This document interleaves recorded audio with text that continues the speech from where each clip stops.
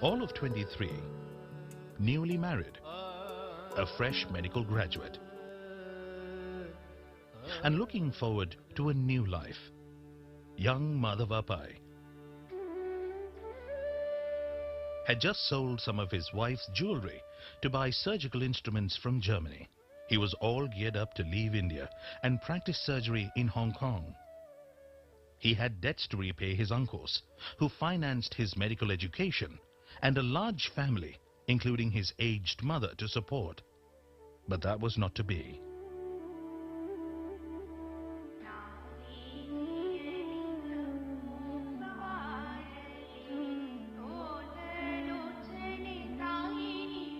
Destiny had other plans for young Madhava. When he approached his mother for her blessings, she reminded him of his duty to his motherland and his fellow people. You must search things where they have fallen. You must earn in your own land.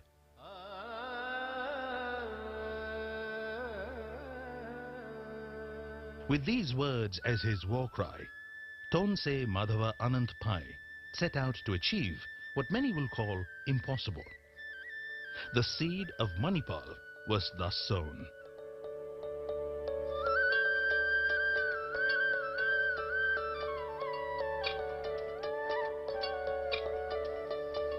A journey of 1,000 miles begins with a single step.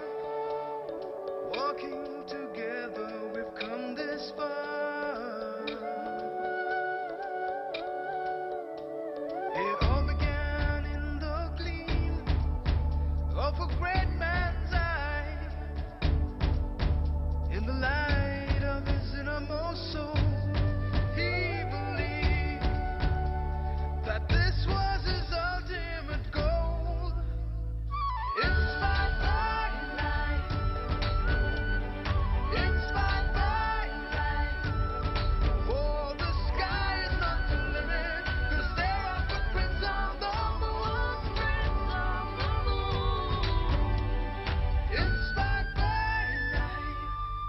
His infectious zeal propelled him to serve his own people, and he set a goal of transforming, empowering, and nurturing lives through education, healthcare, and banking, the most basic aspects of social upliftment.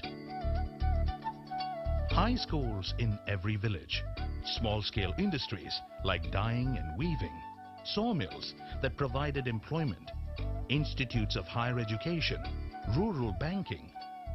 There was no area that he left untouched. Along with his brother, he started Syndicate Bank with a motto, "No man is too small for our bank." Syndicate Bank has got a new philosophy. It is a small man that ultimately contributes to the greatness of an institution. There must be an institution to collect a small savings of the people who are in millions in our country. He even started a Hindu orphanage during the days of our freedom struggle, as many children were being orphaned due to the dismal life expectancy of just 27 years. He brought sheer joy to the lives of the underprivileged. His relentless efforts transformed the barren land of Manipal to the exciting Manipal University Township. Dr. TMA Pai was passionately driven. He even said all that he was doing was not work, but fulfilling the vision of the Almighty to serve the needy. His sense of social responsibility was complete.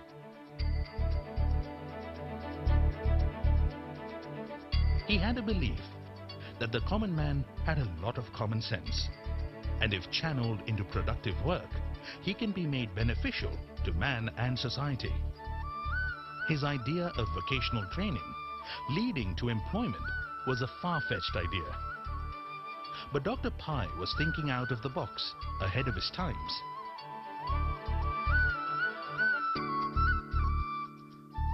Just like the idea of starting India's first private, self-financing medical college at a time when the country badly needed professionally qualified doctors.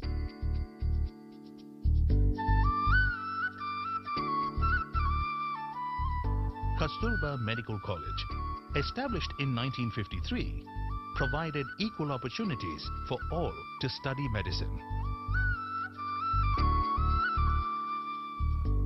The Manipal Institute of Technology took birth in 1957, followed by a string of other institutions.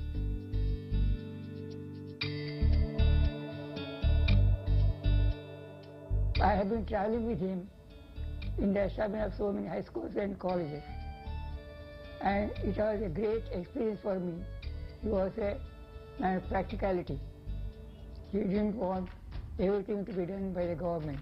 And he used to go forward, taking along with him his followers and friends.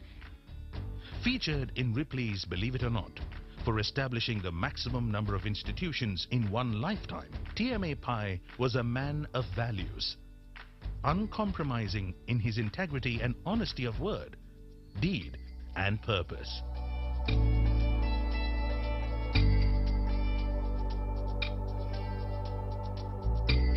One of the biggest reasons for his success was his availability to all. His simplicity, friendliness, and sympathy for those in distress. He has set the path of social responsibility on which we are continuing our journey. To me, it's the most beautiful thing he had done. He never thought that there was a failure. The word failure did not occur in his dictionary. Here is a man that God had perfected. And I always keep saying, the moment he told his mother, Zaid ko ama, which means okay mother, Manipal was born. Today, as we carry forward the mantle of his vision and values, we remind ourselves that life itself was his continued inspiration. Inspired by legend, driven by his vision that the sky is no limit, 'cause there are footprints on the moon. Learning from life and giving back to it. We serve millions and touch the lives of many more. We transform, empower, nurture and care. As we spread our wings wider and we grow even bigger, inspired by his legend, driven by his vision, we can proudly say we will soldier on forever, shine ever brighter, soar even higher in our journey of excellence. Inspired by life, inspired by life. Oh, the sky is not the limit, 'cause there are footprints on the moon. We are inspired by life, 'Cause there are footprints on the moon.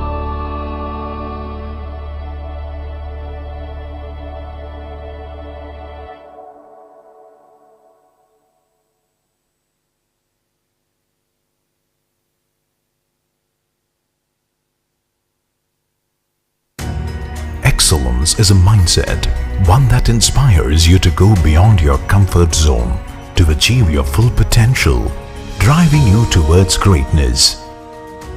It was with this mindset with which the visionary Dr. TMA Pai set out to achieve excellence in education at Manipal over 6.5 decades ago.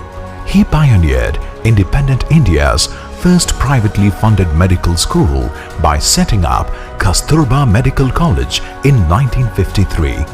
Over the years, Manipal has grown from strength to strength, creating multidisciplinary world-class institutions in India and across the globe.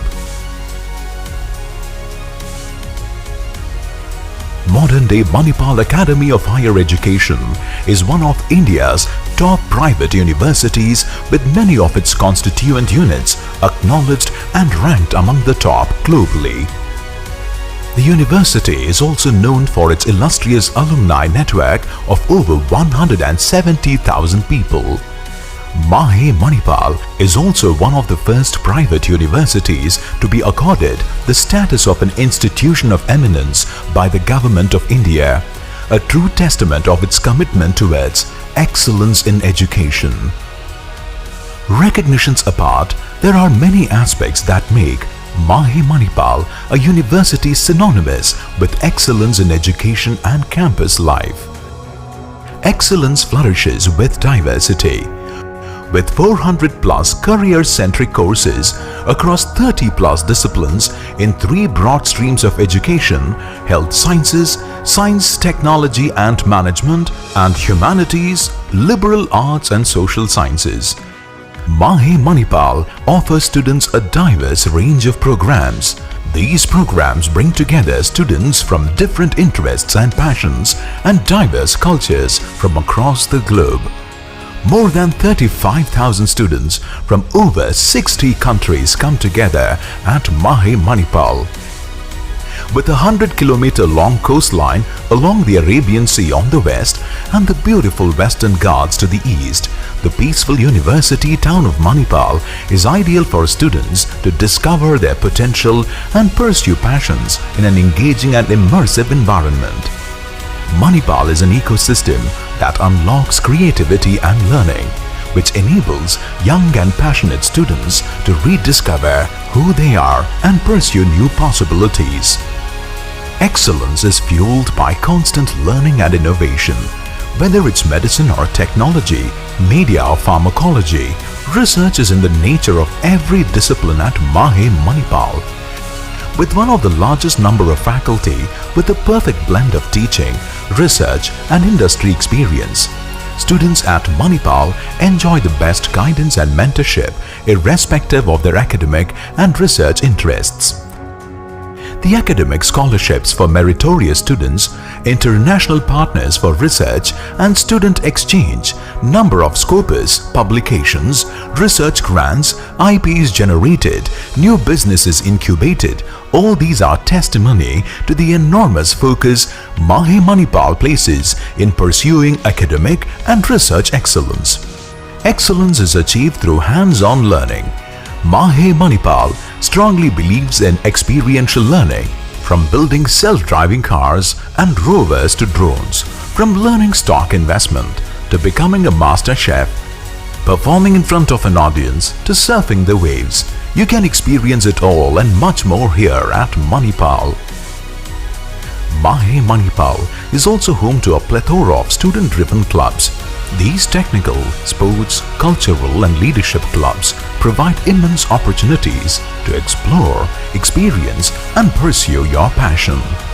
MAHE Manipal prepares young minds to become future leaders and represent India worldwide. Excellence attracts limitless opportunities. Whether students wish to get placed at a top MNC, plan to start something of their own, or get into an Ivy League institute for further studies, at MAHE Manipal, they get limitless opportunities to shape their career the way they want. When it comes to placements, MAHE Manipal attracts a large pool of reputed companies and sustains an excellent placement record across its institutions. The students, driven by the passion of starting up something of their own, have 2 business incubators at MAHE Manipal that provide them with the perfect platform with resources, mentorship and industry connections necessary to bring their ideas to life. The vast network of alumni who have got into Ivy League universities across the world is another testament to the university's global repute.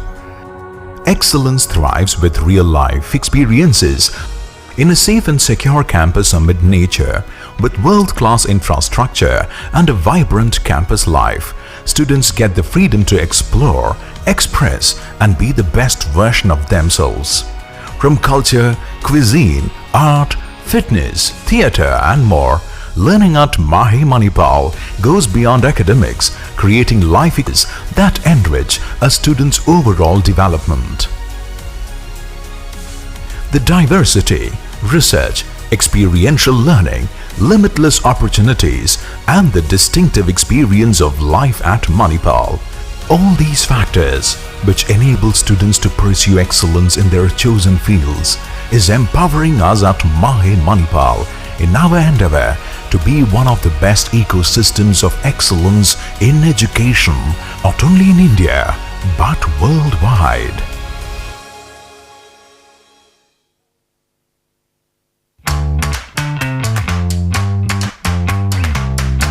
Now, it's time to make that big decision. You may know who you want to be, or be excited to explore what you can be. You may want a career where you can make a difference every day. Thinking of medicine, dentistry, pharmacy? That's great, but the new age disciplines in health sciences offer many more possibilities. But if that's not your thing, we get that. Interested in engineering and management? While the fields of engineering is a world in itself, the realm of technology, business and management goes even beyond.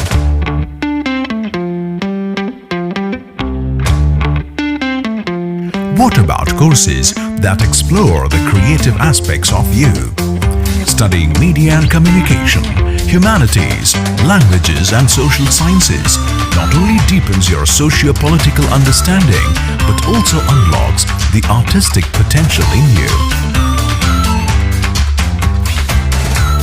So start your journey right here and unlock possibilities at MAHE Manipal with a course that's perfect and true to you.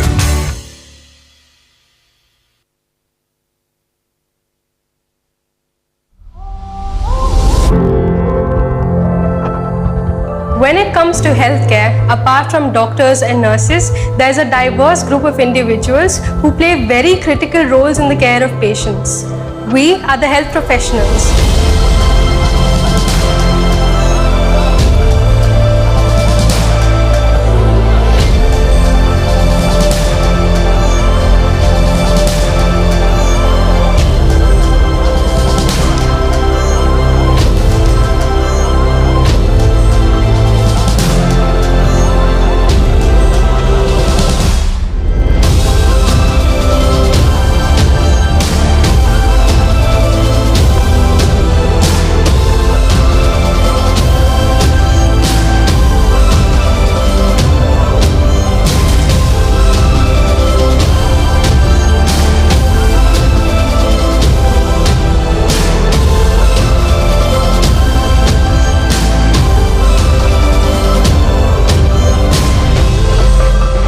To become a good health professional, you need three things. First, the experienced faculty. The second is the state-of-the-art infrastructure. And the third is the hospital ecosystem where you can practice. And Manipal provides you all.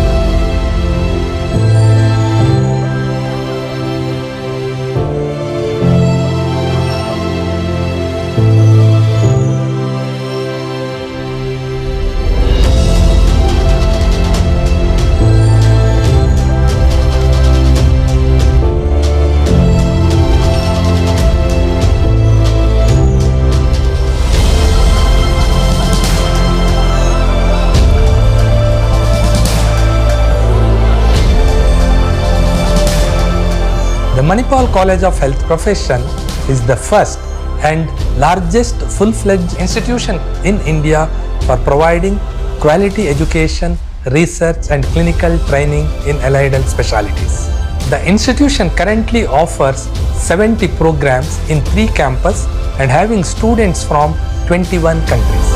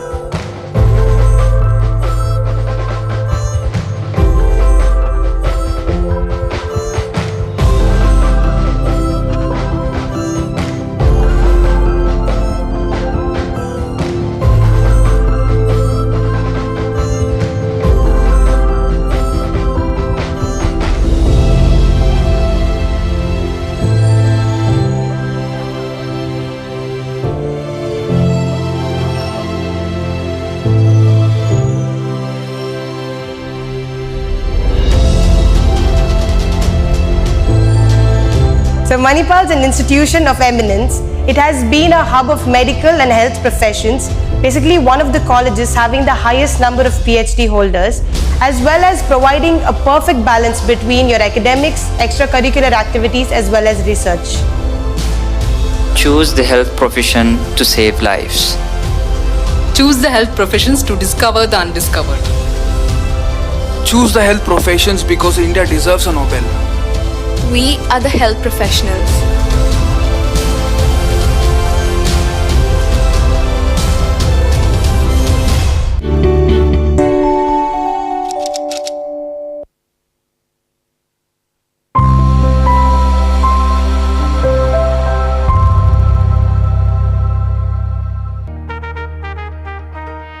Today, we mark a significant milestone, the 25th anniversary of the Manipal Center for Health Professions. MCHP was India's first institution solely focused on allied health education. Over the last 25 years, it has set the standards for excellence, shaping the field of allied healthcare in India. I am very happy to hear that MCHP, our very own allied health institution, is celebrating its 25 years of existence. MCHP's pioneering spirit extends beyond the walls of the classroom as they continuously strive to push the boundaries of knowledge, innovation and service. I wish to extend my warm greetings on the commencement of the year-long celebrations to mark the Silver Jubilee of Manipal College of Health Professionals. Cutting-edge research initiatives, community outreach programs, and a partnership with healthcare organizations, Manipal College of Health Professions has always been committed to advancing the frontiers of allied health sciences and improving the healthcare outcomes for all.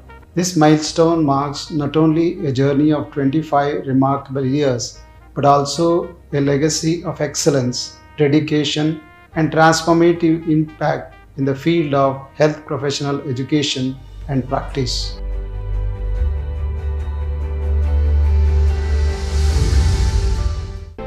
"25 years ago, a vision was born, a vision to provide world-class education and training for the healthcare professionals of future. From its modest inception, this vision has flourished into a hallmark of excellence with thousands of dedicated alumni influencing the realm of allied health. As we celebrate our Silver Jubilee, we reflect on not just the passage of years, but the milestones we have achieved, the transformations we have witnessed, and the extraordinary journey shared by all. It all began in the mid-1990s when our beloved Chancellor, Dr. Ramdas Pai, visited the School of Allied Health Sciences at the Loma Linda University, California, US. It was then the largest global institution for training the allied health professionals. Inspired by what he witnessed over there, Dr. Ramdas Pai, on his return, wanted to have a similar college in Manipal to be the first full-fledged college of allied health sciences in the country. Thus began the journey of our college, which was initially called the College of Allied Health Sciences, but subsequently changed names to Manipal College of Allied Health Sciences, then to School of Allied Health Sciences, and its current now the Manipal College of Health Professions, all in sync with the global trends. Back then, it was the smallest institution amongst the Manipal group of colleges. Over the years, the institution has grown now by leaps and bounds, as all of us know. Today, MCHP stands as the second largest institution under the Manipal Academy of Higher Education. Transitioning from humble beginnings, the institution expanded rapidly, incorporating cutting-edge facilities, diversifying its allied health programs, and garnering admiration for its academic and clinical excellence.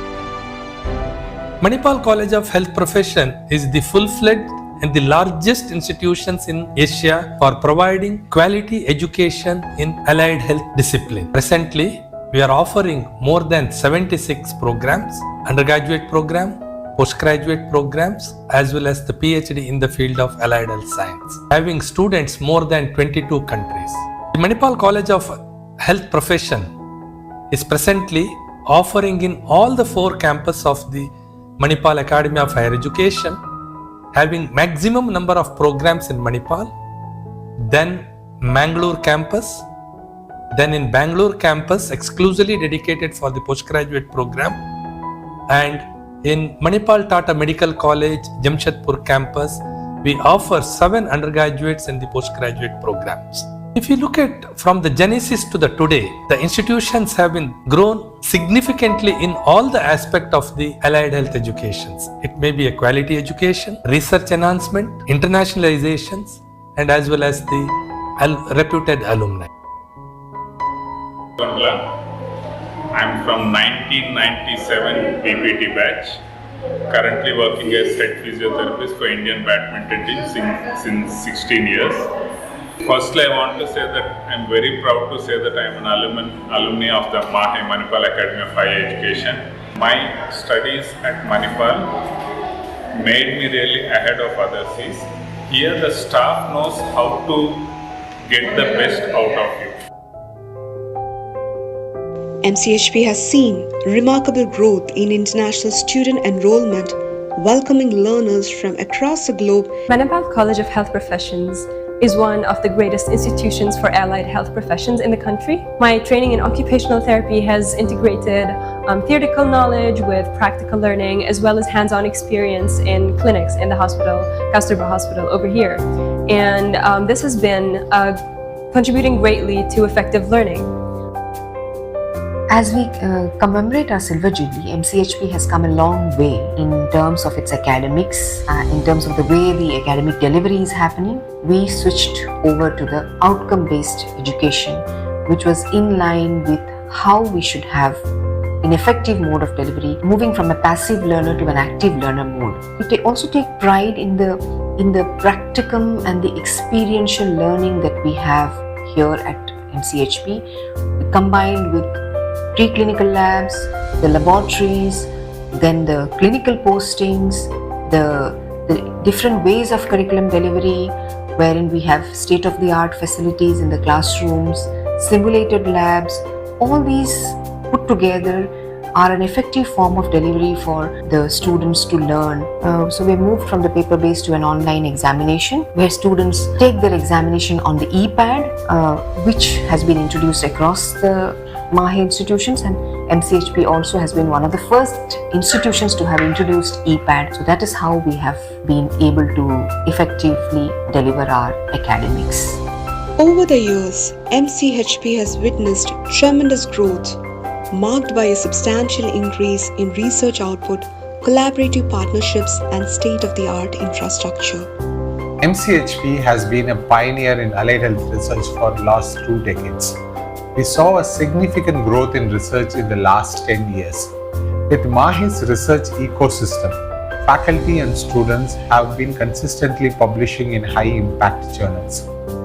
The number of PhD scholars have also increased steadily, now close to 100, is well supported by experienced mentors who guide the students for impactful and meaningful research.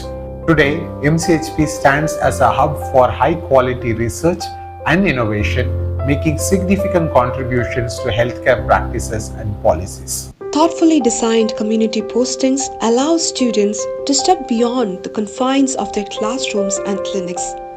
By working closely with the community, students not only apply their knowledge and skills, but also develop empathy, cultural sensitivity, and a deep understanding of the real-world implications. Celebrating 25 years of excellence, we step confidently into the future, ready to inspire, innovate, and lead.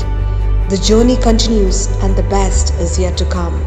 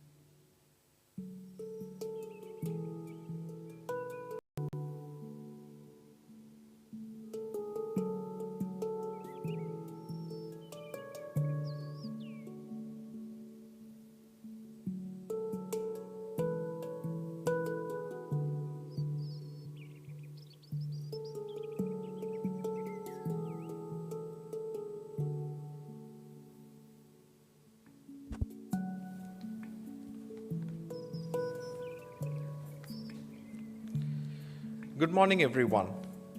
On behalf of the Manipal College of Health Professions, Manipal Academy of Higher Education, I warmly welcome you all to the undergraduate orientation program for the year 2025. It is a pleasure to see so many bright and eager faces of students, the proud parents, distinguished guests and faculty here with us this morning. And we are all gathered here today to begin this new academic journey together. A small housekeeping note: we request all of you to kindly refrain from using your mobile phones during the program to ensure a smooth and uninterrupted experience for everyone. To officially begin the proceedings, may I invite our esteemed dignitaries to take their place on the dais, and they will be escorted by our Dean and Associate Dean. We have with us this morning Lieutenant General Dr. M.D. Venkatesh, Honorable Vice Chancellor of MAHE, Dr. Sharath K. Rao, Pro Vice Chancellor Health Sciences MAHE, and Dr. Avinash Shetty, Medical Superintendent, Kasturba Hospital, Manipal. I invite them to offer a floral tribute to our visionary founder, Dr. T.M.A. Pai. And they are escorted onto the dais by our Dean, Dr. G. Arunmaya, Associate Deans, Dr. B. Reshmi, and Dr. John Solomon.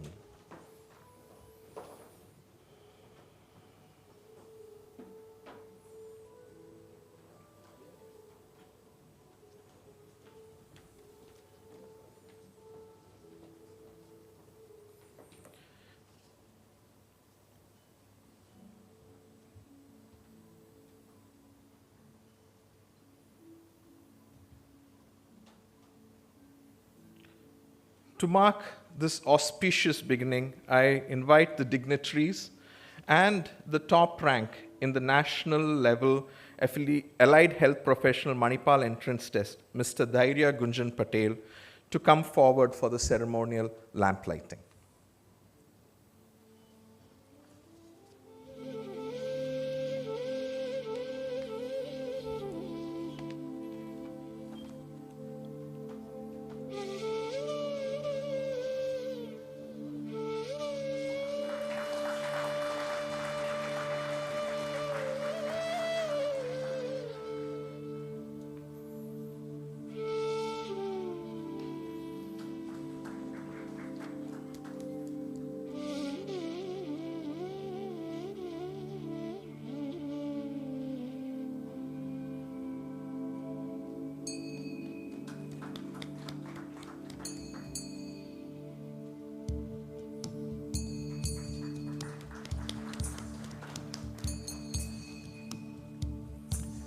Thank you, sirs and ma'am.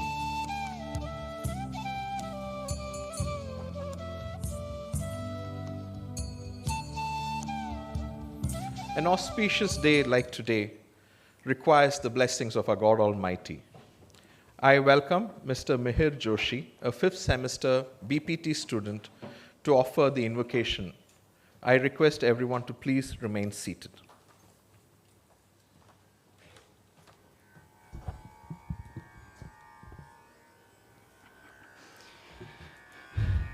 गगन सदन तेजोमय गगन सदन तेजोमय तिमिर हरुण करुणाकर दे प्रकाश देई अभय गगन सदन तेजोमय गगन सदन तेजोमय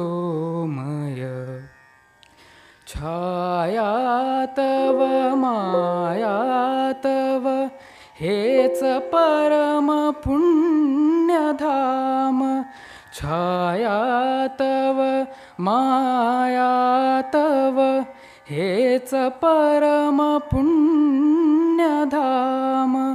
वाऱ्यातून ताऱ्यातून वाचले तुझेच नाम जगजीवन जनन मरण जगजीवन जनन मरण हे तुझेच रूप सदय गगन सदन तेजोमय गगन सदन तेजोमय.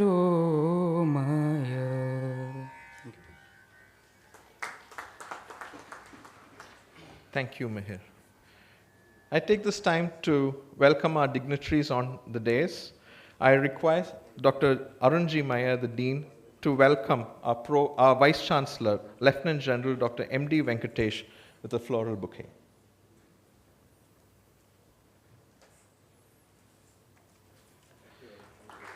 I call upon Dr. B. Reshmi to welcome our Pro Vice Chancellor, Dr. Sharath K. Rao.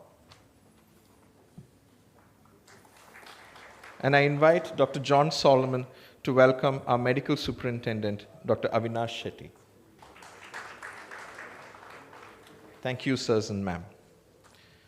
It is now my privilege to invite Dr. G. Arunmaya, the Dean of MCHP, to deliver the welcome address and to share an overview of the college's vision, programs, and values.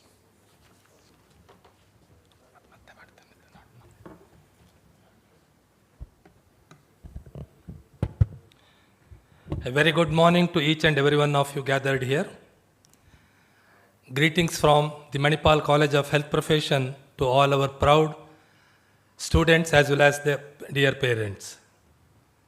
The respected Vice Chancellor of Manipal Academy of Higher Education, Lieutenant General Dr. M.D. Venkatesh, Pro Vice Chancellor, Faculty of Health Science, Dr. Sharath K. Rao, Medical Superintendent of Kasturba Hospital, Dr. Avinash Shetty, my Associate Dean colleagues, Dr. B. Rashmi, Dr. John Solomon, all the dignitaries sitting off the dais, heads of the department, chairperson of our empowered committee, faculty members, dear parents, and most importantly, newly admitted students of the Manipal College of Health Profession. The Manipal College of Health Profession, a constituent unit of the Manipal Academy of Higher Education, an institution of eminence deemed to be university and top-ranked university in the country, having highest rating by the National Assessment and Accreditation Council, Government of India. The Manipal College of Health Profession is one of the top-ranked institutions in the country and the largest institution not only in country, now in Asia, having students from more than 22 countries. And we are also offering the programs in Manipal, Mangalore, Bangalore, and the Jamshedpur campus of Manipal Academy of Higher Education. Most importantly, the Manipal College of Health Profession is celebrating its Silver Jubilee year for the 2024-2025. On behalf of the team Manipal College of Health Profession, I personally congratulate as well as thank the parents and the students for selecting the Manipal College of Health Profession as a destination for higher study in the field of allied health science. In this year, we have admitted more than 500 undergraduate students, more than 300 postgraduate students at Manipal campus, and it's a record admissions in the history of the MCHP, and the admission of both the undergraduates and the postgraduate program is through the national level Manipal entrance test and on the merit basis.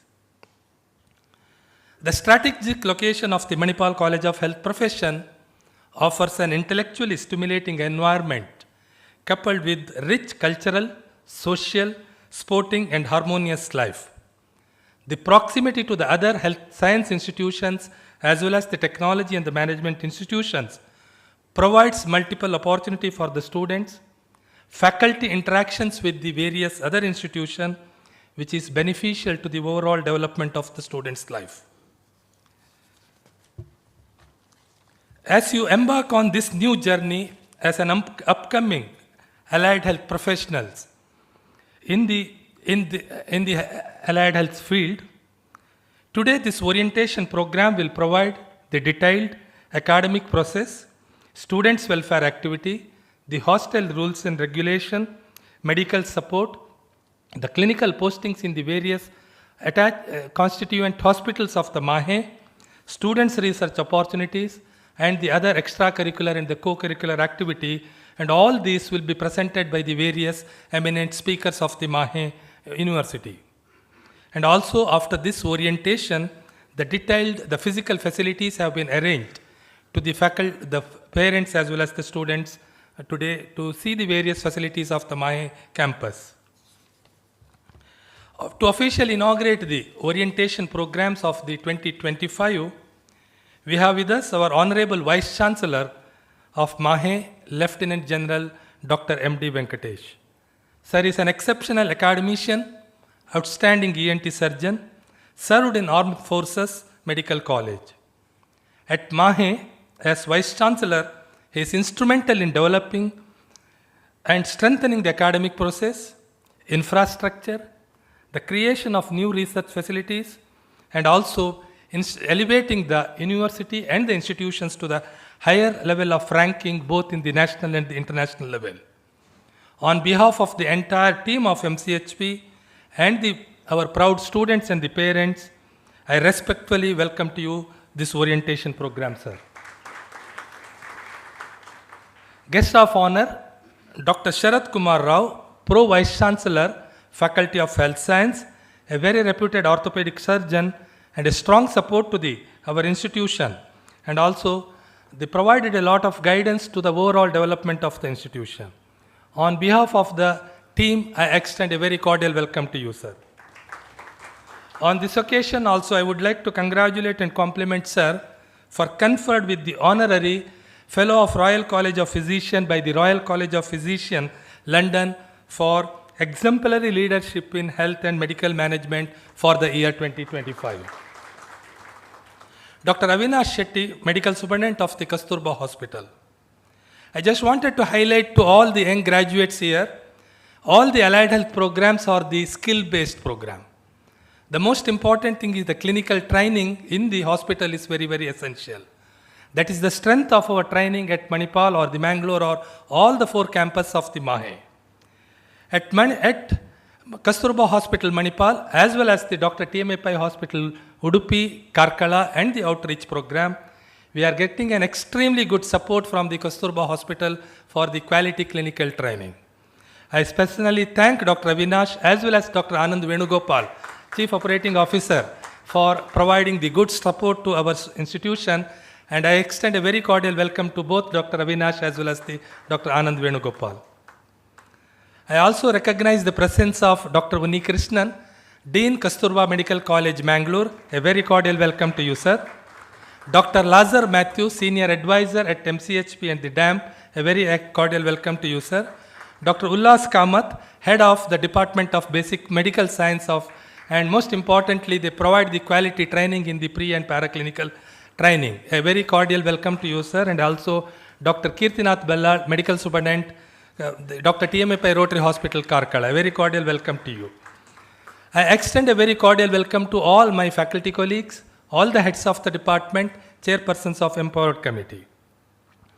On behalf of the MCHP family, I extend a very cordial welcome to all the parents and the students. And from today onwards, you will be one of the most important members of the Manipal College of Health Profession family. Looking forward to see you all as the proud student and the successful alumni of Manipal College of Health Profession. I wish good luck to each and every one of you. All the best. It's also a privilege for me to quickly highlight the various opportunities at the Manipal College of Health Profession.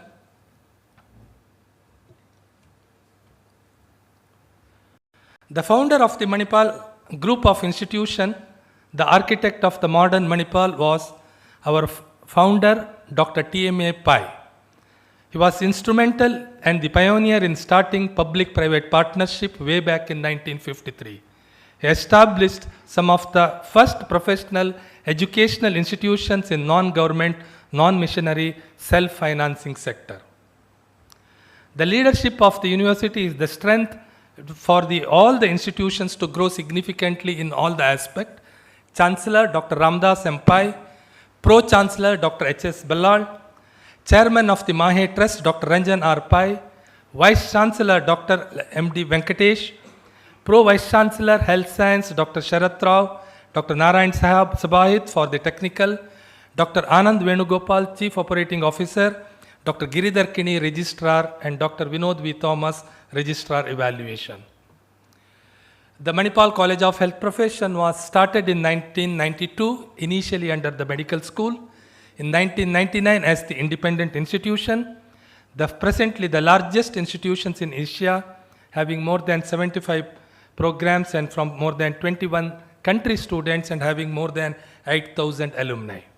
This is the MCHP leadership, myself Dr. Arunmaya, and we have two associate deans, Dr. B. Rashmi and Dr. John Solomon. If you look at the genesis of the Manipal College of Health Professions from 1992 to today, there is a steady and significant expansion in the starting of the various programs in the allied health sciences. This is the USP or the strength of our institution. We have been recognized by the Healthcare Profession Council of UK. In 2024, we have also been recognized by the Canadian Physiotherapy Alliance for their direct registration and also the Dubai Health Authority. Excellent by the Rehabilitation Council of India as well as the Ministry of Health, Government of India. All the programs are recognized by the respective professional body and the regulatory body. In addition, we also have 9 specialized centers. This helps in interdisciplinary research. In 2021, the National Commission for Allied and Healthcare Profession have been established, and all the programs we are offering under the MCHP is a registrable qualifications under the National Commission. And most importantly, when the government started to develop the curriculum in 2022, starting from 2022 today, more than 10 of our faculty members are been actually participated starting from the development of the curriculum, the implementation of the curriculum, and also now both at the national and the state level National Commission with the various responsibilities. Presently, we have 70% of the faculty with the PhD, 20% are pursuing PhD. All the programs are outcome-based education, credit-based semester program with the introductions of the advanced pedagogy and research, even at the undergraduate level. We have a program and the open electives, clinical training in more than 2,250 bed tertiary care hospital, along with the outreach program, internship opportunity in the Manipal Group Hospital, state-of-art preclinical laboratory, excellent student-faculty ratio, and reputed alumni working both at the national and the international level. We are also been ranked first, top-ranked university by the Outlook, or the institutions by the Outlook. These all the various administrators, you will be meeting shortly with them. These all the various members of, or the chairperson of the Empowered Committee. Various centers, 9 centers have been established under the MCHP. And also specifically thank Mr. Mahesh Prabhu, Director Admission National, as well as Mr. Devidas Kini, International Admission, and Professor Vivek, Chairperson of our institution, for the strong support in strengthening the admission process of our institution. We are also providing all the programs have been well implemented or executed with the various checklists. Presently, we have more than 3,000 students in the MCHP, and this year onwards, we have crossed the 3,000 students on roll in Manipal College of Health Profession, Manipal campus. We have a strategic partnership with various international universities. This is also useful for the students' exchange program, even at the graduate level.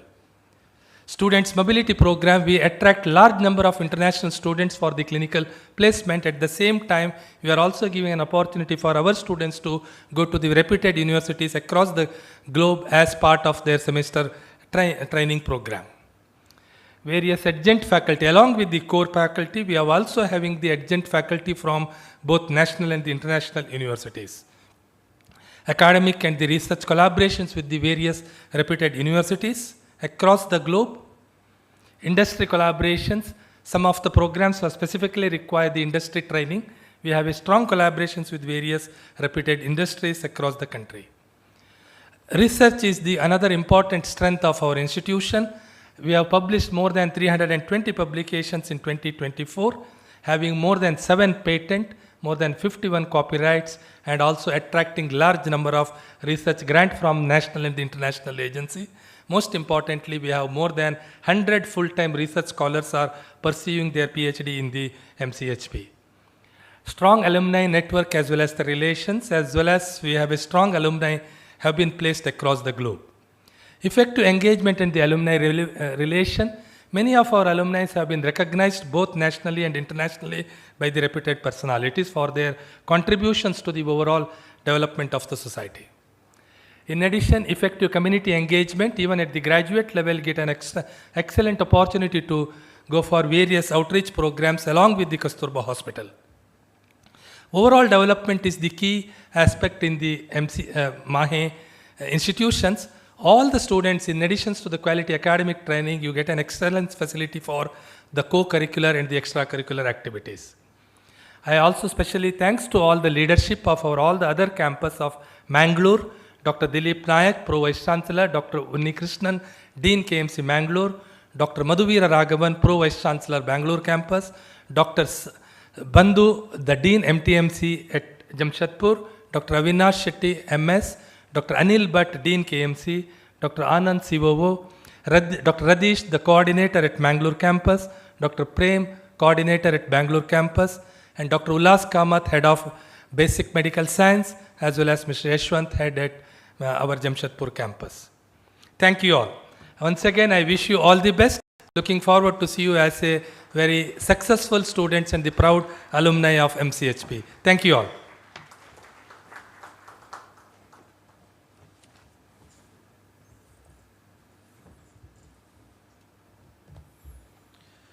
Thank you, sir, for that wonderful overview of the institution. It is now my honor to call upon our guest of honor, Dr. Avinash Shetty, the Medical Superintendent at Kasturba Hospital, Manipal, to address the gathering.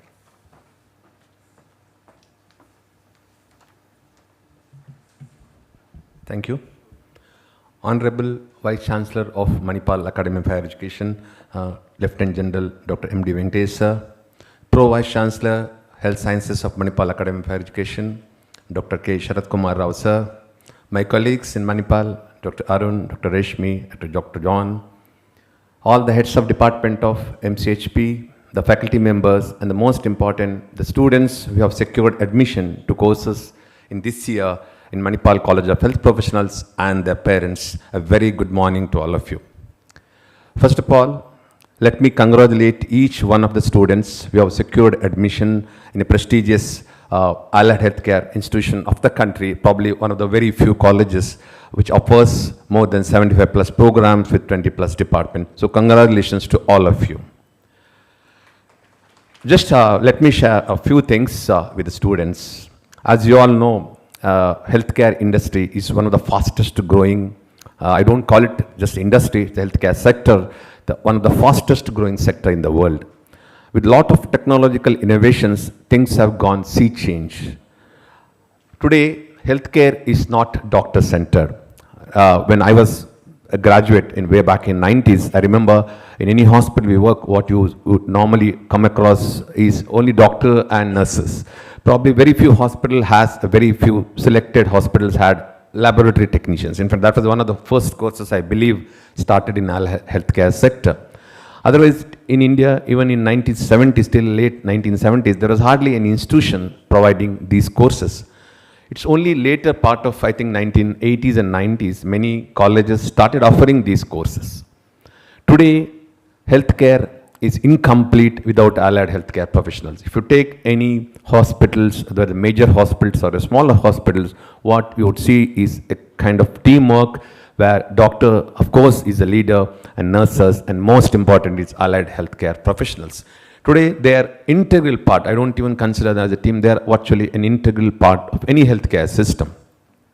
But what is most important, this is I want to highlight for the students, is many times I get a question, and in fact, many of our known people ask me, those who want to join allied healthcare professional, which course I should take.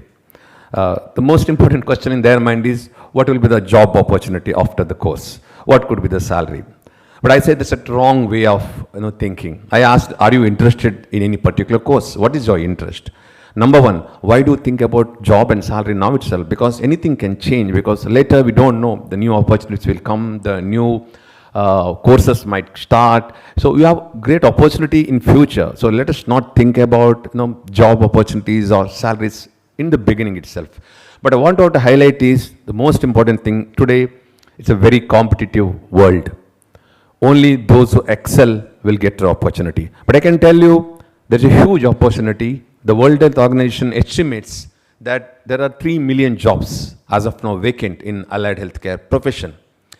And in India, there is an estimation of 25 to 50 lakhs actually, which is the deficient or the gap. But what is lacking is getting a good quality allied healthcare professionals. When I say good, mere certificate or a degree will not get you a job. I remember, when I go for the interview panel, many times it's disappointing to see many of the graduates who come out of some institutions or hardly have any knowledge. So what is it required to get job? Not just certificate. I would say 3 things today. Number one, the subject knowledge. For all of you, unless you are good in your subject, you're good in your understanding your domain, it's going to be tough. So when I say subject knowledge, you must well versed with the recent advances and whatever the advances which probably going to come up in future. You have to keep well versed with all these things. So subject knowledge is one most important thing all of you must have. Number 2, clinical skills. Nowhere the healthcare professional can succeed without a clinical skills. Now, how do you get these 2, subject knowledge and clinical skill? Only when you join a good institution like MCHP, and also make not only joining a good institution but using that opportunity to learn. So I can tell you, we have one of the probably the best libraries in the world. So we have both online and offline resource material. It's up to you how you utilize those resources. But there are plenty of opportunities. The ecosystem for learning is great in Manipal. So nobody can complain, I didn't have opportunity to improve my subject knowledge. Number 2, when I say clinical skills, it's very important. Please remember, without clinical skill, even if you score high percentage, it's very difficult to perform. Today, as I said, it's a very competitive world. People or institutions are looking for people who are not only just good in clinical skill, but good in many other things like communication and attitude also. How do you get the clinical skills? Only by getting exposure to clinical material or clinical sections. Now, you are lucky that in Manipal, we have one of the largest teaching hospitals in the country. Probably there are very few teaching hospitals in the country with 2,000 plus beds. And we also have 2 other hospitals, that is in Udupi and as well as Karkala. The 2,000 plus bedded hospital with 3,500 outpatients daily, with more than 1,500 patients admitted at any given point of time, with 17 basic specialties and 27 super specialty departments, there's plenty of opportunity to learn. So I'm sure it's up to you to utilize this opportunity to learn. In fact, whenever I go around the hospital, I see more MCHP students than medical students. And every time I come across some new colors, I always assume that Dr. Arun has started one more new course. So it's great. In fact, just recently, they started a course on physician assistant. We are waiting for the graduates to come out. And earlier, nursing college started a course on nurse practitioner. Why I'm giving an example is, we never had this cadre of nurse practitioners, and we always used to struggle to manage our ICUs because you don't get that many doctors to work in ICUs. So today, we have these nurse practitioners who are managing a day-to-day patient care in ICU along with under the supervision of doctors, but they have been doing a fantastic job. At the same time, we are looking at physician assistant program. Probably in future, they're going to replace the nursing staff, at least in outpatient department or in the procedure rooms, where they're going to assist the doctors in providing health care. So there's a great opportunity. And the third and the last point I want to highlight is technology. Today, everybody talks about artificial intelligence and machine learning. And please remember, and I can tell you, it's going to make a major impact in healthcare sector. I'm sure you also would have noticed in our days, to read X-rays, we used to have that light board on the side of the ward where you put the X-ray film and you start reading. And many times if the X-ray film is not good quality, it's difficult to read. Today we have got the 3D imaging, or today you have the technology where probably you get an automated report also. So AI-driven healthcare, machine learning and advance in technology is going to make a huge changes in healthcare. So unless you are part of this healthcare technology revolution, it's going to be very difficult. Recently, I had an interaction with one of the person, Dr. Nadappa. He's an IAS officer, but worked in healthcare technology across the world. In fact, he's an advisor to World Health Organization, Government of India. So I asked one of the commonly asked questions, which is nowadays, is robots going to replace human beings? Because you talk about robotic surgeries, everything about robot. Then he said, forget about robots. There's one more thing is coming of humanoids. But he said, they're not going to replace human beings. But there's going to be one change. You will have two kinds of healthcare professionals in the world in future. One, those who understand and know these technologies. Those who, second section, those who don't understand and don't know this technology. It will be those who don't understand or don't know this technology, they will be the suffering, not the other ones. So human beings can never be replaced by any of the technology. That's what he said. So what I try to say is, you must be in touch with the latest technological advances. So that's what I advise you to. Just 3 points: subject knowledge, the clinical skills, and understanding the healthcare technology will definitely make you a good professional. And I can tell you, there's a great opportunity in future for all of you to work in various sections. It's not just healthcare industry. There are many other sectors you can look forward. And most importantly, as you all know today, you have opportunities to work in preventive healthcare, in diagnostic, in curative, as well as rehabilitative. So my sincere request to students as well as the parents is, make the best use of the opportunities available in Manipal. And I wish each and every student all the very best for their future. And also want to thank Dr. Arun and the team of Manipal College of Health Professionals for giving me this honor. Thank you very much.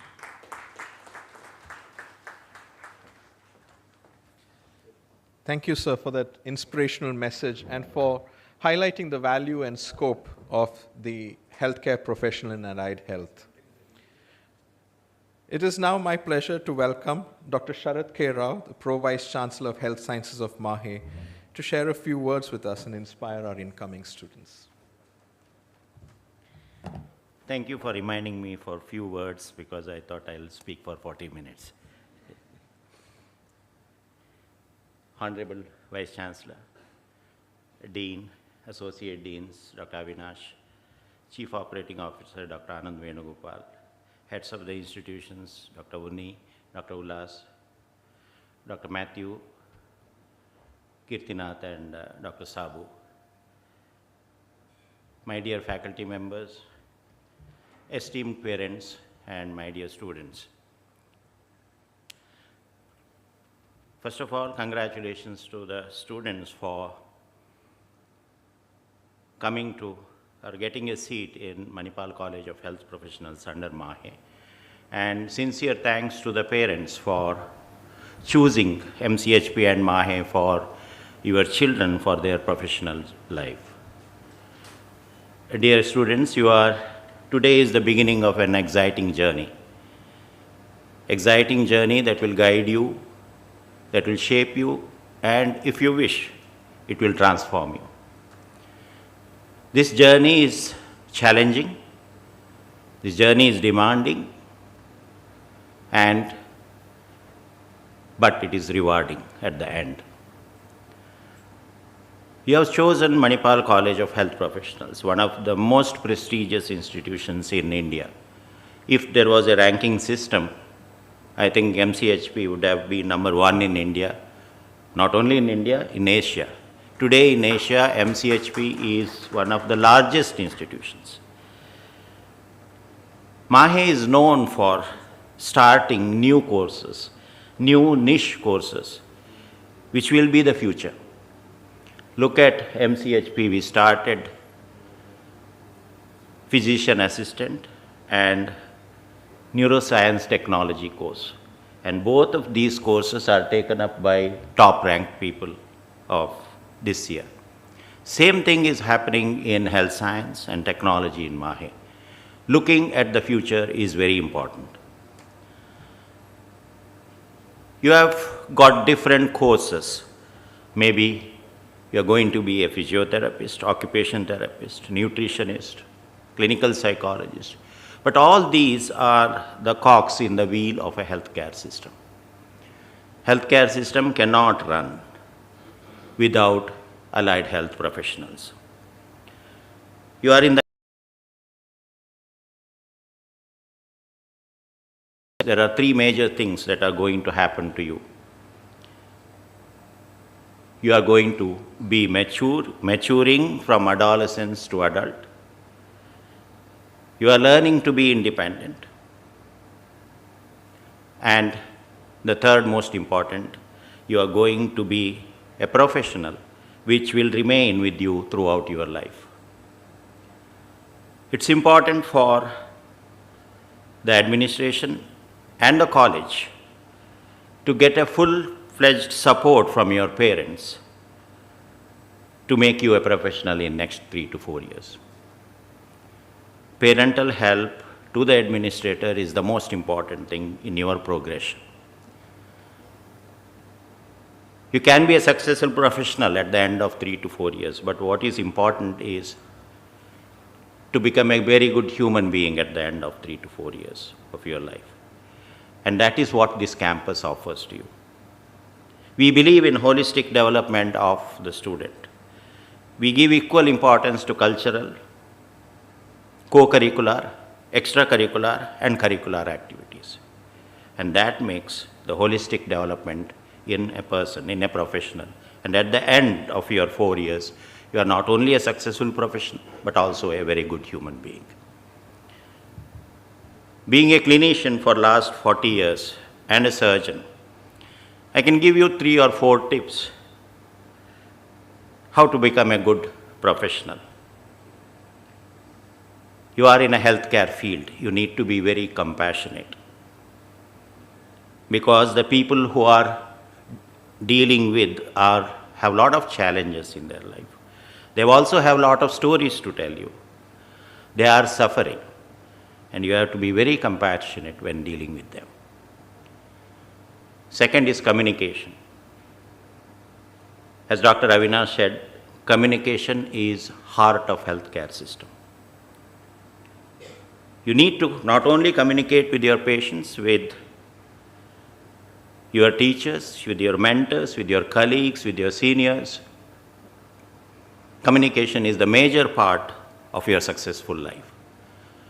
Communication need not be only verbal. There are varieties of non-verbal communication which also will be important, and over a period of time you will learn about this. Third is collaboration. Healthcare today is a teamwork. You are a part of team member. In the team there are people who are better than you.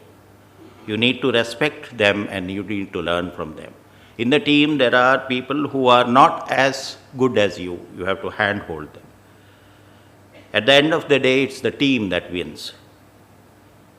And if the team wins, you have got a better chance of getting man of the match. A losing team never gets, or you hardly gets man of the match. Fourth is creativity. Creativity is very important. You have to create new knowledge. What you are learning today, at the end of 4 years, it may be obsolete. You have to be curious to be creative. You have to question the status quo. You have to ask why, what, where, when, and how to everything what you learn. And that creates something new in your pathway. Again, congratulations to you, thanks to your parents, and thank you for giving me an opportunity. Thank you. Thank you, sir, for enumerating on what else a student needs to be successful in their profession. Ladies and gentlemen, it now gives me great pride and privilege to welcome our chief guest for today, Lieutenant General Dr. M.D. Venkatesh, the Vice Chancellor of MAHE. An ENT surgeon by training, his presence and leadership has seen MAHE rise in leaps and bounds. Sir, over to you.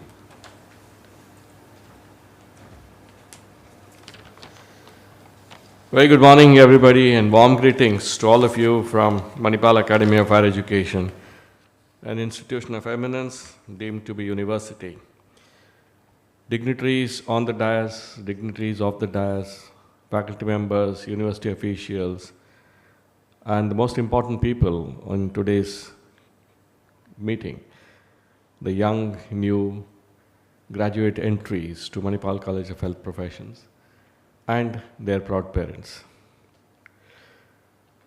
It's with immense pleasure that I'm here today to greet you and welcome you to the folds of the Manipal family. Each one of you, my dear students and parents, from today onwards, we are all bound for life in the family of Manipal.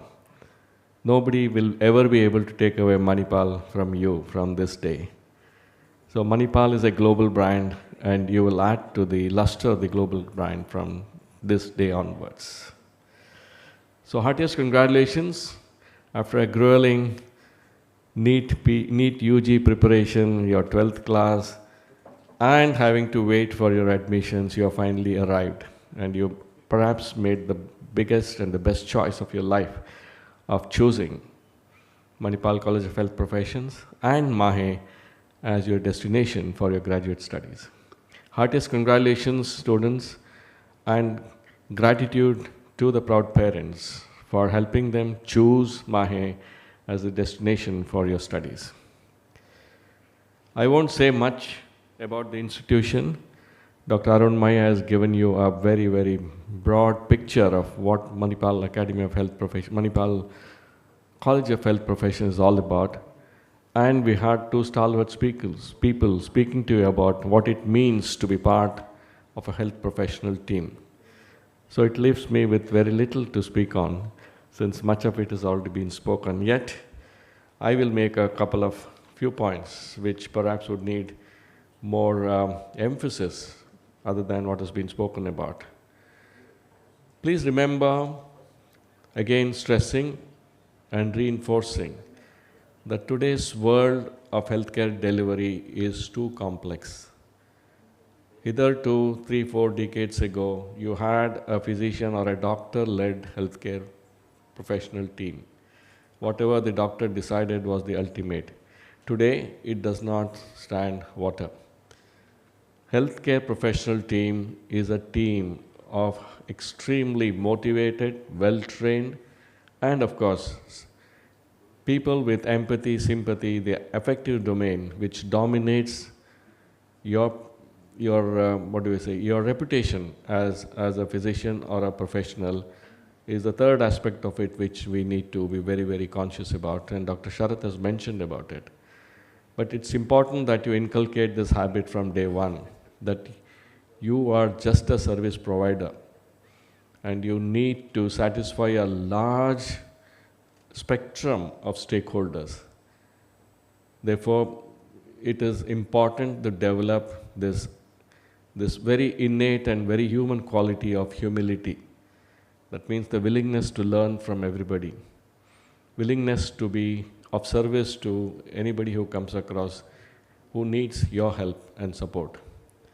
Allied health professions has grown immensely. You can see at the number of programs that MCHP is offering, 75 plus graduate, postgraduate, postdoctoral opportunities, certification programs. Future is going to be not recognized by your basic specializations, but by the skill sets and the attitude that you profess or you possess towards becoming a renowned and established professional. As you enter into your graduate studies, you have a whole world of opportunities ahead of you. In your progression, you have academic progression. From your bachelor's, you can go to master's. From your master's, you can go to postdoctoral studies, a PhD. And you can choose what you want to do. Practice your profession, get into academics and become an academician. Third is to, look at entrepreneurial journey. I think today there are a large amount of opportunities for you to become an entrepreneur in your own right. Fourth one, you can become an R&D professional, research and development. The whole world is waiting for cost-effective solutions to very, very serious healthcare problems. The healthcare costs are going to be the biggest challenge to the entire world as we go forward. Therefore, we are looking at researchers, we are looking at solution providers. So you should become one of those who thinks out of the box, develop a device which costs 10 times less than what we are importing. And you have the entire ecosystem which is available to you in MAHE for you to look at all these career progression opportunities. Of course, it's too early for you to decide. Spend a day, a year or two, and then you have an option to choose what you want to do in life and succeed. Because MAHE just does not provide education. It gives you a transformation life's lesson. Transformational, that's the actual word that I'm using. From the day you enter, by the time you graduate out from here, you are a totally different person, extremely competent, aspirational, motivated, socially committed global citizen who is capable of excelling in your chosen field anywhere in the world. So this is what MAHE offers you. It just does not offer you a graduate degree. It offers you so much more. And also, please remember, you're also entering into the country's best and the largest multidisciplinary private university. The numbers will be mind-boggling. As we stand today, this year's admission to MAHE in undergraduate and postgraduate programs, excluding the PhD program, would be more than 14,000 students will be studying, entering into our campus in our 4 campuses. And more than 1,000 plus PhD scholars will enter in as the year progresses. More than 5,000 online learners will join the family. Therefore, you have got such a vibrant young community. And you also getting a little bit of independence from, you're coming from school to college. School education is very, very different from higher education. Therefore, you need to make your change very subtle, purposeful, and responsible. As you enter into higher education institution, you will get a lot of independence, but then with independence also comes responsibility. You will be living in a huge community, not necessarily only from this region, from across the country and the globe. Therefore, you need to become adaptive. You need to learn to work as a team. You need to learn in an ecosystem which is community-based. And the biggest opportunity that MAHE offers to you would be to learn in a multidisciplinary environment. I don't think any other university in the country will have so many disciplines in a single campus to learn from each other, to support each other. You never know when one of you will join hands with a doctor or an engineer to develop a solution which is going to be globally competitive and globally acceptable. The third point, all of you need to be conscious about is both, all the previous speakers have mentioned about is the technological disruptions. Either you adapt or you be left out. And I'm very happy to state that as you enter today, you are entering into a university which has future in its mind. We have already planned for a digital transformation of the entire university, and you will be part of it. As Dr. Avinash mentioned, if you adapt, either you adapt technology and accept it and contribute to it, or you be left out. Over a period of time, there will only 2 kinds of people who are part of the technological adaptation or people who are not. And winner will always be the people with a knowledge and adaptability and willingness to accept technology and move forward. However, AI in all its forms, up to the agentic AI, may be offering you many, many advantages, but still please remember as a healthcare profession, you are still be the decision maker. Ethically, you'll still be the person who's going to take the call. Therefore, don't depend too much or over-dependence on technology. You have to hone your own skills, hone your own decision making, hone your own analytical skills, hone your own consultative mechanism, and therefore to come to a right kind of conclusion in all your professional activities.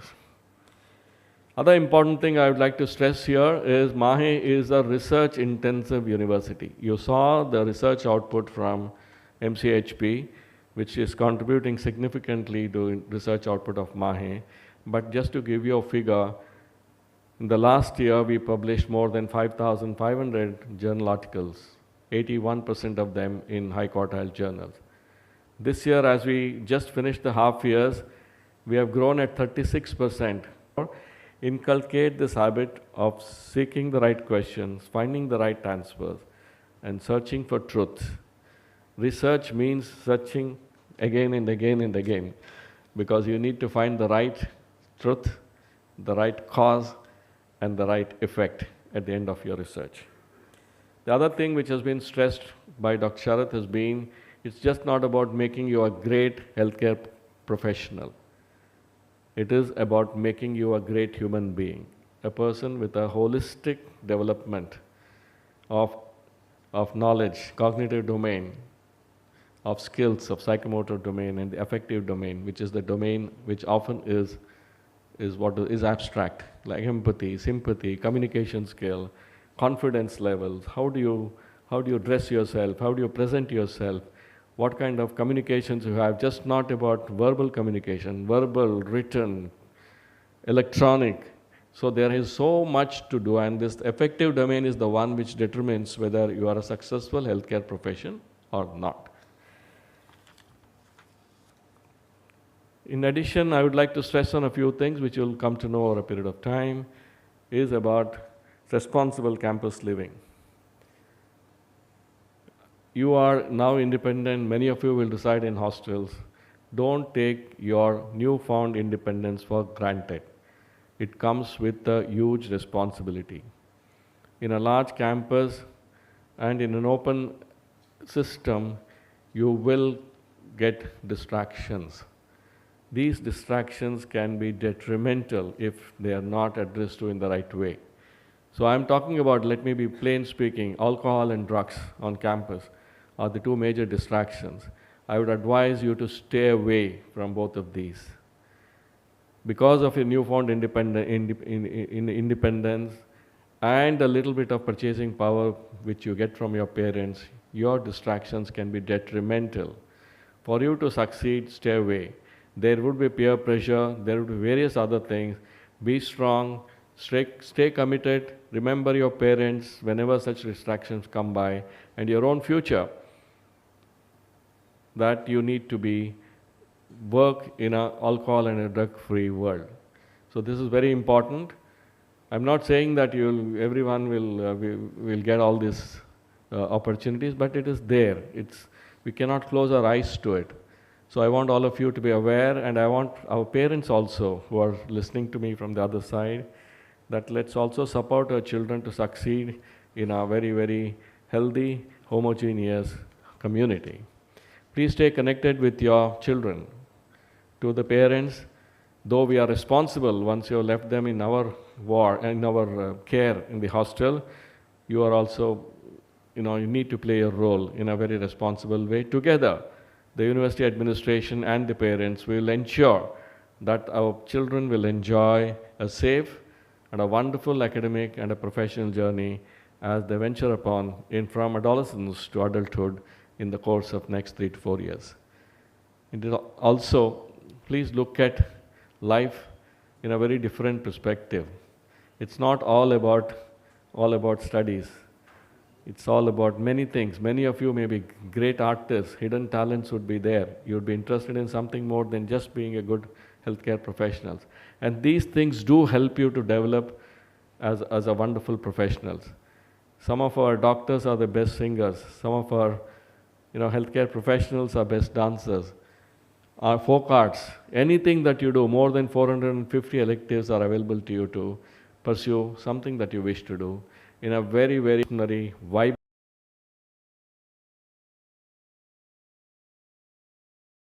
in India, and perhaps the best in the world in terms of quality of education and campus life to all of you.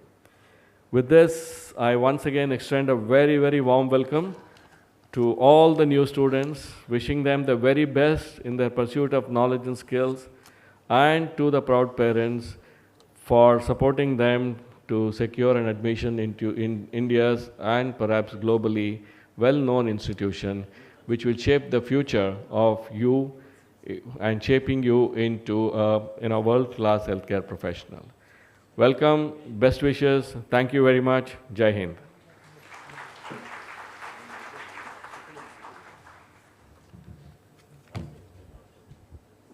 Thank you, sir, for that very inspiring and encouraging message to all of us. We take this time to felicitate the top rank holders at the national level Allied Health entrance exam. I invite our chief guest for today, Lieutenant General Dr. M.D. Venkatesh, to give away the certificates to the top 5 students. As I call your name, please come forward. Dhairya Gunjan Patel, Grace Sunny, Sonal Baliga, Kuttaturu Sindhu, and Nissi Sarah Saji.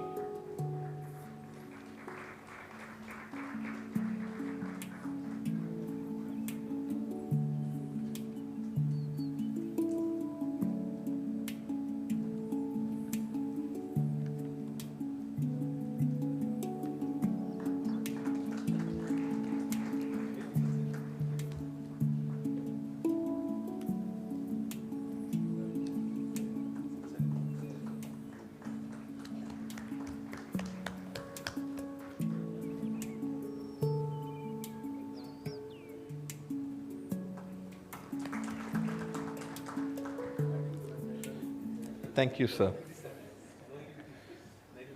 As we come towards the end of the program, may I request our Associate Dean, Dr. B. Rashmi, to extend the vote of thanks. Thank you, Abraham.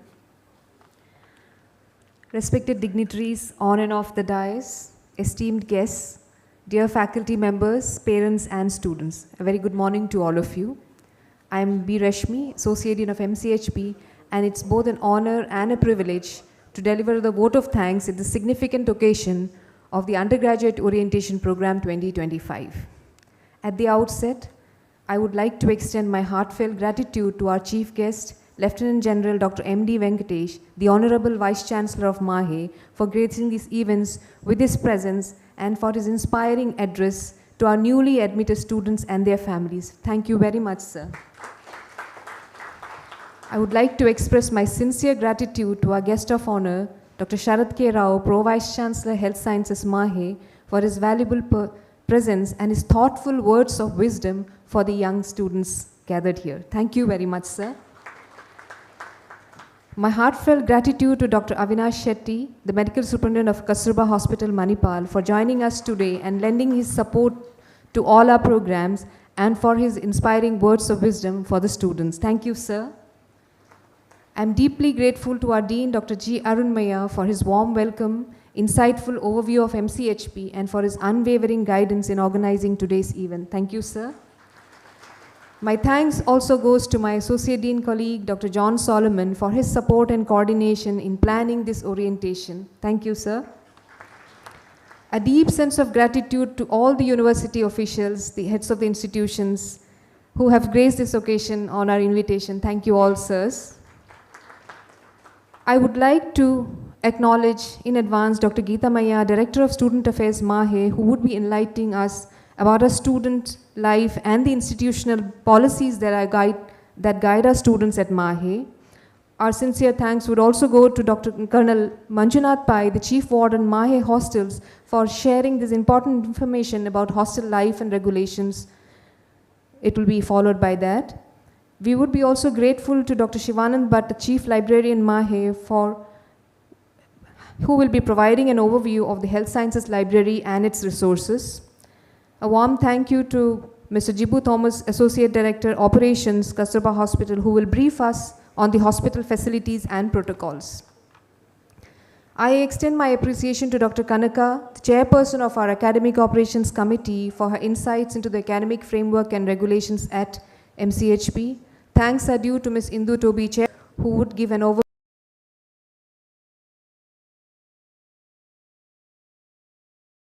Vivek Raghavan, who's Chairperson of the Student Acquisition and Promotions, for his relentless efforts in having a smooth and seamless admissions process for the newly joined students. To all the heads of the departments, chairpersons and faculty members of MCHP, thank you for your presence and continued support. Thanks to the estate officer and his team for their assistance and the refreshments, to the Kinney Canteen for their refreshments. We're grateful to Mihir Joshi, our 5th semester BPT student, for the beautiful invocation that set the tone for today's event. I would like to acknowledge the dedicated faculty and the non-teaching staff who has worked tirelessly behind the scenes to make this event a success. Your efforts are deeply appreciated. A big thank you to the student volunteers from MCHP Student Council. Your enthusiasm and commitment are commendable. Our Master of the Ceremony, Dr. Abraham Samuel Babu, Associate Professor, Department of Physiotherapy, deserves special thanks for seamlessly guiding us through this program. To all the students who are gathered here today, commending on you on your admission to MCHP to commence a professional journey to become a successful allied health professional with all the words of wisdom that you have received from the guests here. Finally, to all the parents who have joined us today, thank you for choosing MCHP as the institution to shape your ward's future. We are committed to nurturing them into competent and compassionate health professionals. We encourage you to stay connected with us throughout your ward's journey at Manipal. Thank you one and all. Thank you, ma'am. May I now request everyone to please rise for the national anthem.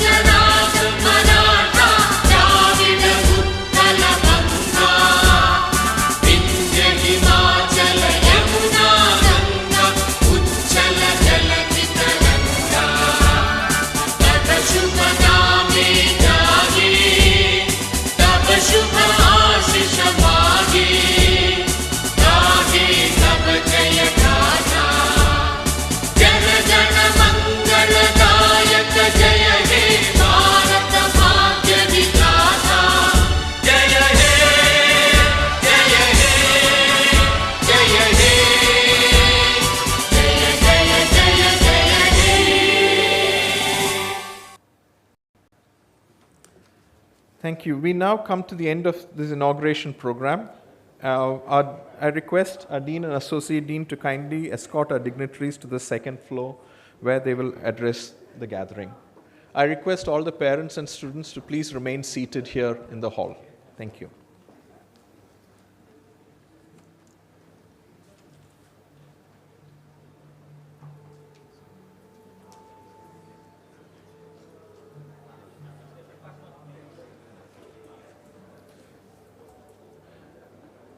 Ladies and gentlemen, I draw your attention to the slides that are being displayed, which displays your timings for department orientation and where they are going to be held.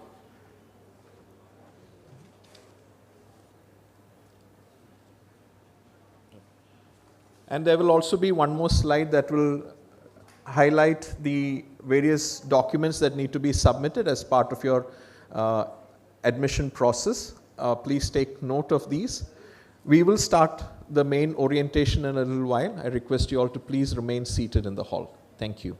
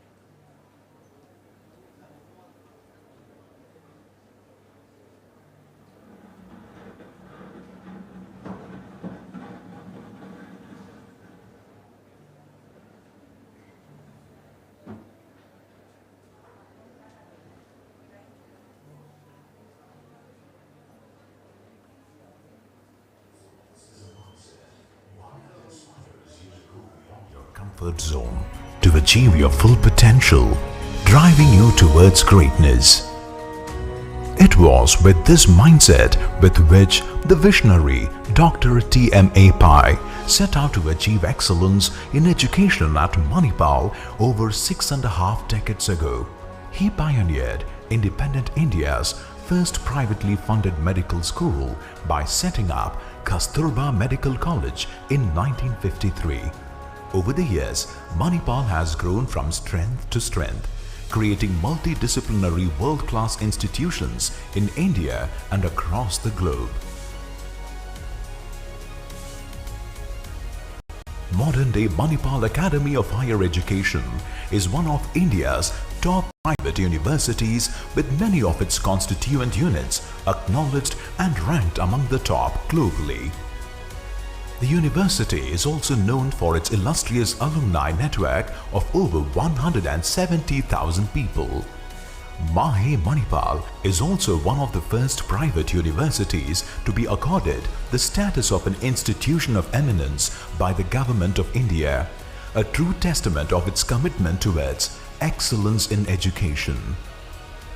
Recognitions apart, there are many aspects that make Mahe Manipal a university synonymous with excellence in education and campus life. Excellence flourishes with diversity. With 400 plus career-centric courses across 30 plus disciplines in 3 broad streams of education: health sciences, science, technology and management, and humanities, liberal arts and social sciences. Mahe Manipal offers students a diverse range of programs. These programs bring together students from different interests and passions and diverse cultures from across the globe. More than 35,000 students from over 60 countries come together at Mahe Manipal. With a 100-kilometer long coastline along the Arabian Sea on the west and the beautiful Western Ghats to the east, the peaceful university town of Manipal is ideal for students to discover their potential and pursue passions in an engaging and immersive environment. Manipal is an ecosystem that unlocks creativity and learning, which enables young and passionate students to rediscover who they are and pursue new possibilities. Excellence is fueled by constant learning and innovation. Whether it's medicine or technology, media or pharmacology, research is in the nature of every discipline at Mahe Manipal. With one of the largest number of faculty with a perfect blend of teaching, research and industry experience, students at Manipal enjoy the best guidance and mentorship irrespective of their academic and research interests. The academic scholarships for meritorious students, international partners for research and student exchange, number of scopus, publications, research grants, IPs generated, new businesses incubated, all these are testimony to the enormous focus Mahe Manipal places in pursuing academic and research excellence. Excellence is achieved through hands-on learning. Mahe Manipal strongly believes in experiential learning, from building self-driving cars and rovers to drones, from learning stock investment to becoming a master chef, performing in front of an audience to surfing the waves. You can experience it all and much more here at Manipal. Mahe Manipal is also home to a plethora of student-driven clubs. These technical, sports, cultural and leadership clubs provide immense opportunities to explore, experience and pursue your passion. Mahe Manipal prepares young minds to become future leaders and represent India worldwide. Excellence attracts limitless opportunities. Whether students wish to get placed at a top MNC, plan to start something of their own, or get into an Ivy League institute for further studies, at Mahe Manipal, they get limitless opportunities to shape their career the way they want. When it comes to placements, Mahe Manipal attracts a large pool of reputed companies and sustains an excellent placement record across its institutions. The students, driven by the passion of starting up something of their own, have 2 business incubators at Mahe Manipal that provide them with the perfect platform with resources, mentorship and industry connections necessary to bring their ideas to life. The vast network of alumni who have got into Ivy League universities across the world is another testament to the university's global repute. Excellence thrives with real-life experiences in a safe and secure campus amid nature. With world-class infrastructure and a vibrant campus life, students get the freedom to explore, express and be the best version of themselves. From culture, cuisine, art, fitness, theatre and more, learning at Mahe Manipal goes beyond academics, creating life experiences that enrich a student's overall development.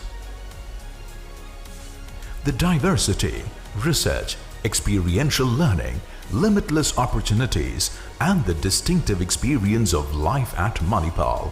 All these factors, which enable students to pursue excellence in their chosen fields, is empowering us at Mahe Manipal in our endeavor to be one of the best ecosystems of excellence in education, not only in India, but worldwide.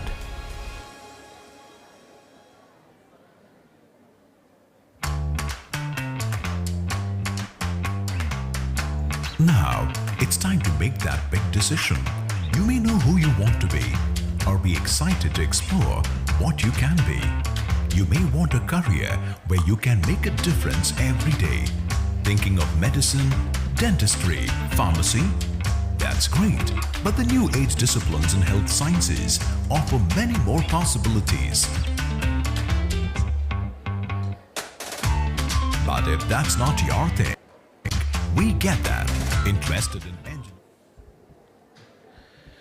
Good morning, everyone. I request everyone to please take their seats. And we'll start with the official orientation to the various facilities available at Mahe. Our first speaker is Dr. Geeta Maya, who is the Director of Student Affairs. Ma'am, we welcome you, and I request Dr. B. Rashmi to offer a floral welcome to Madam.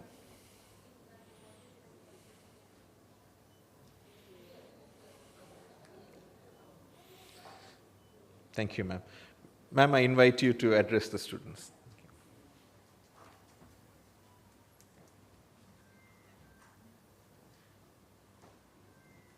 Mic is not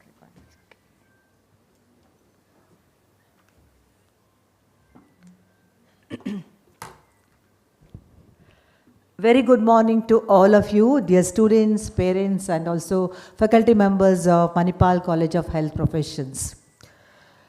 At outset, I would like to welcome all of you once again to Mahe family. And also congratulations to each one of you for taking admission in this prestigious institution of Manipal Academy of Higher Education, an institute of eminence.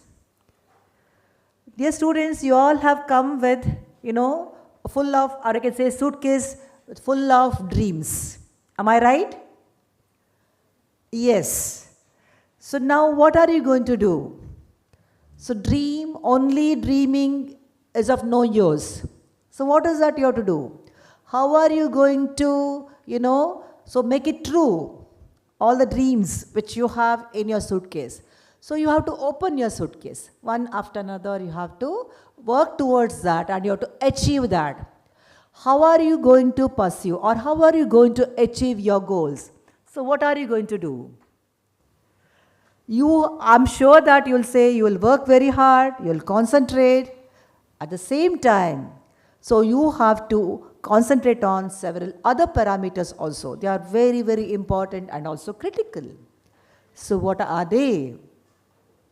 Your people skill, behavior, attitude, humility. You should be enthusiastic also. So whatever you want to do, you do right things. So what is important that you are supposed to do? Do and say right things. So all these things are very, very important. Why? Now excellence is necessary. It is not an option. So all these parameters you have to concentrate And attitude is a small word that plays a major role in our life. Soft attitude operates strong relations. Am I right? So that is the main thing we have to concentrate. Another parameter is, patience. So hardest test in our life is to wait for patience, or I can say wait for the right moment. So when my turn is going to come? So all those things. So that is the main thing. So how are you going to improve on these parameters, or I can say patience, attitudes, all those things, people skills. So there are so many other parameters. So in addition to, concentration, hard work, all those things. The Department of Student Affairs, Manipal, concentrates on 4 or I can say 3 main components. So gives emphasis to students' concerns, to redressal of student concerns, their grievances, their health care. So this department is the single point of contact. Whenever students are in difficulty, they would come to us. We are very happy. I wanted you to seek help. Seeking help is the first parameter that all of you have to think about. That is the major, parameter or component in your life during your study time. This department comprises 4 campuses: Manipal, Mangalore, Bangalore, and Jamshedpur. For Manipal campus, we have 3 deputy directors: Dr. Roshan David Jatana, Rashmi, and Dr. Arvind Pandey from Health Science side.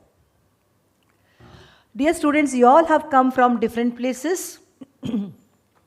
Till now, your parents used to be there with you always.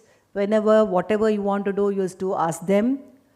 Now, of course, you are supposed to ask, you will ask, that's true. But everything you cannot, they can't be there behind you, right? So your responsibility is, the first thing is, you have to attend classes regularly. You have to manage your time. And whatever important that is to be done. And also, you will be given one ID card that is to be kept with you always. Wherever you go, that is to be there with you. To be fit enough to study, what is that you're supposed to do? You have to eat nutritious meals at proper timings.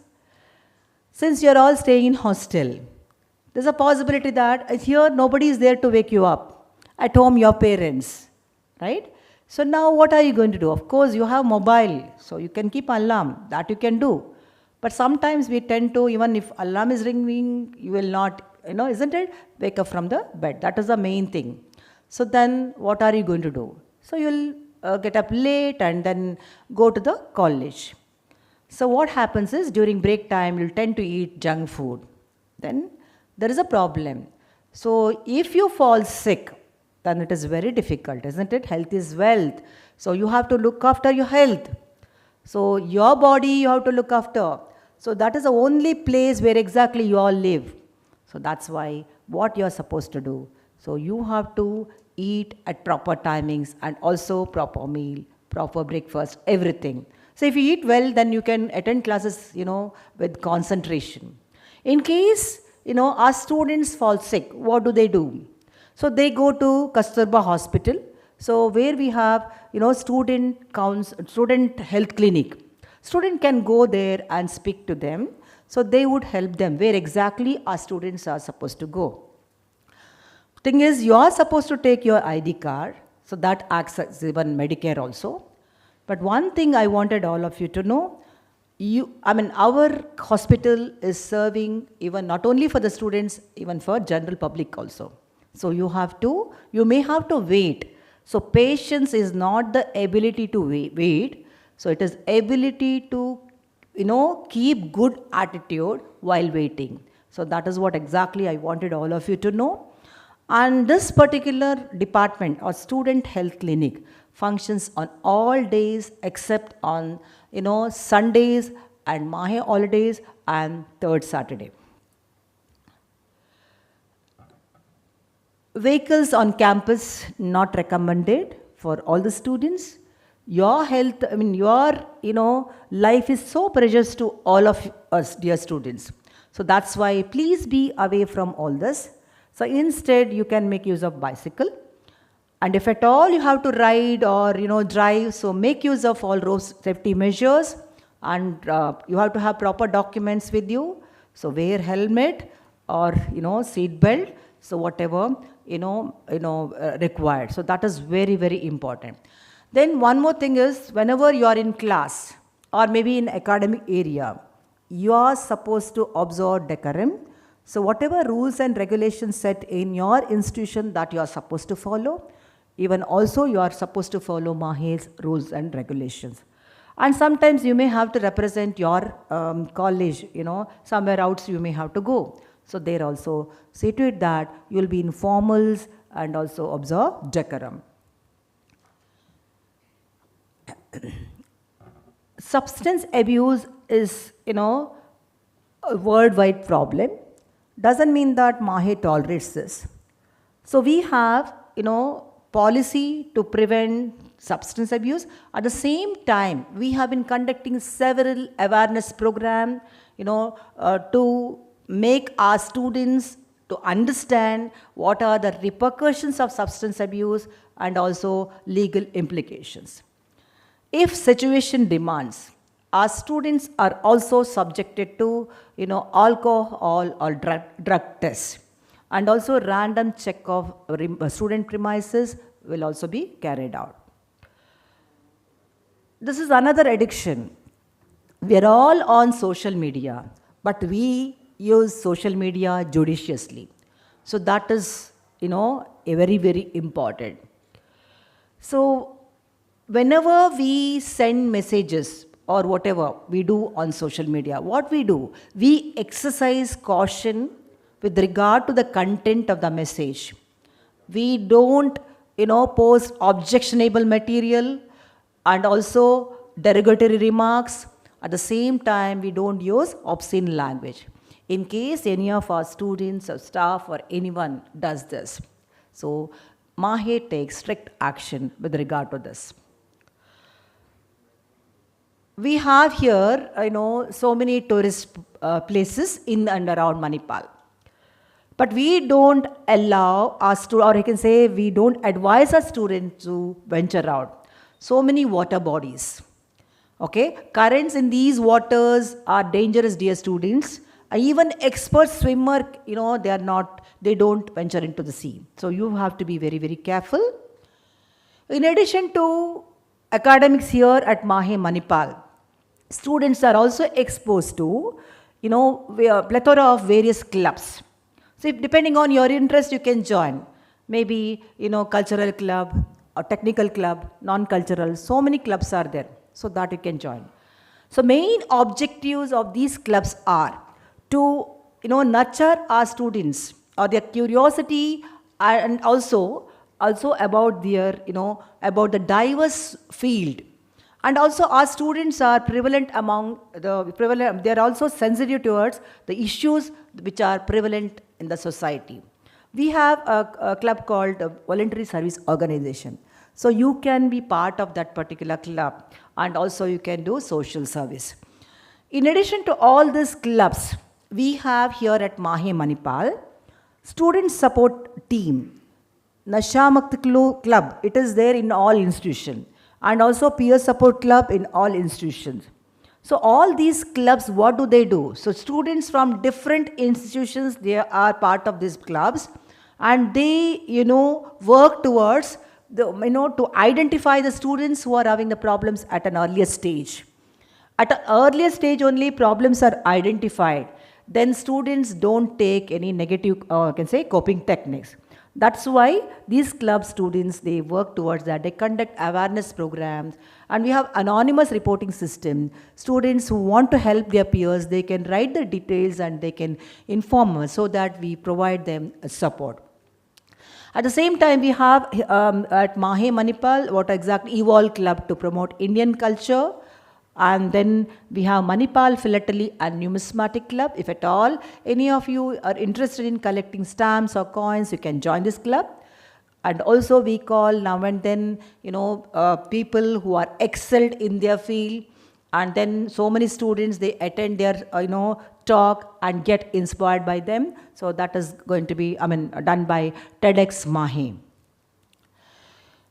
If at all you are interested in cultural thing, so you can join, so many cultural clubs in your department that you can do. At the same time, see, all the college fests here at Mahe, Manipal are actually of national repute.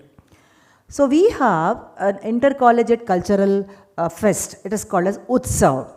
So you can also, part of that particular fest. So maximum prize winning college is going to lift the trophy. So students from various institutions, they participate. They immerse themselves in Mahe Manipal spirit, and which casts a lifelong reminiscence. We have, yoga department also. If at all you are interested in, going for yoga or, doing yoga, so you can go and get yourself trained. So by means of doing yoga or meditation or maybe breathing exercise, you can always be positive, energetic and active. So that you can think about, because only studying and, it's of no use. So you have to get relaxed. You have to train your mind to see good in everything. So how are you going to do that? Or I can say your emotions, your mind should be stronger than emotions. So what is that you can do? So yoga is the best thing. So you are investing for yourself. Why not you are going to join for half an hour you do every day? So that will really help you a lot. And if at all you are interested in sports or games, we have a ground also. At the same time, Marina Sports Complex. You can go there and you can, explore, so many sports and games available over there. If at all you are interested in swimming or you want to learn swimming, you can join, swimming pool. So that is there. MIT swimming pool. At the same time, Marina also we have that. Okay. For the benefit of our students, we have been conducting several awareness programs. I wanted all of you to know that Mahe treats each and everyone equal. There is no discrimination among, I can say gender, caste, creed or religion.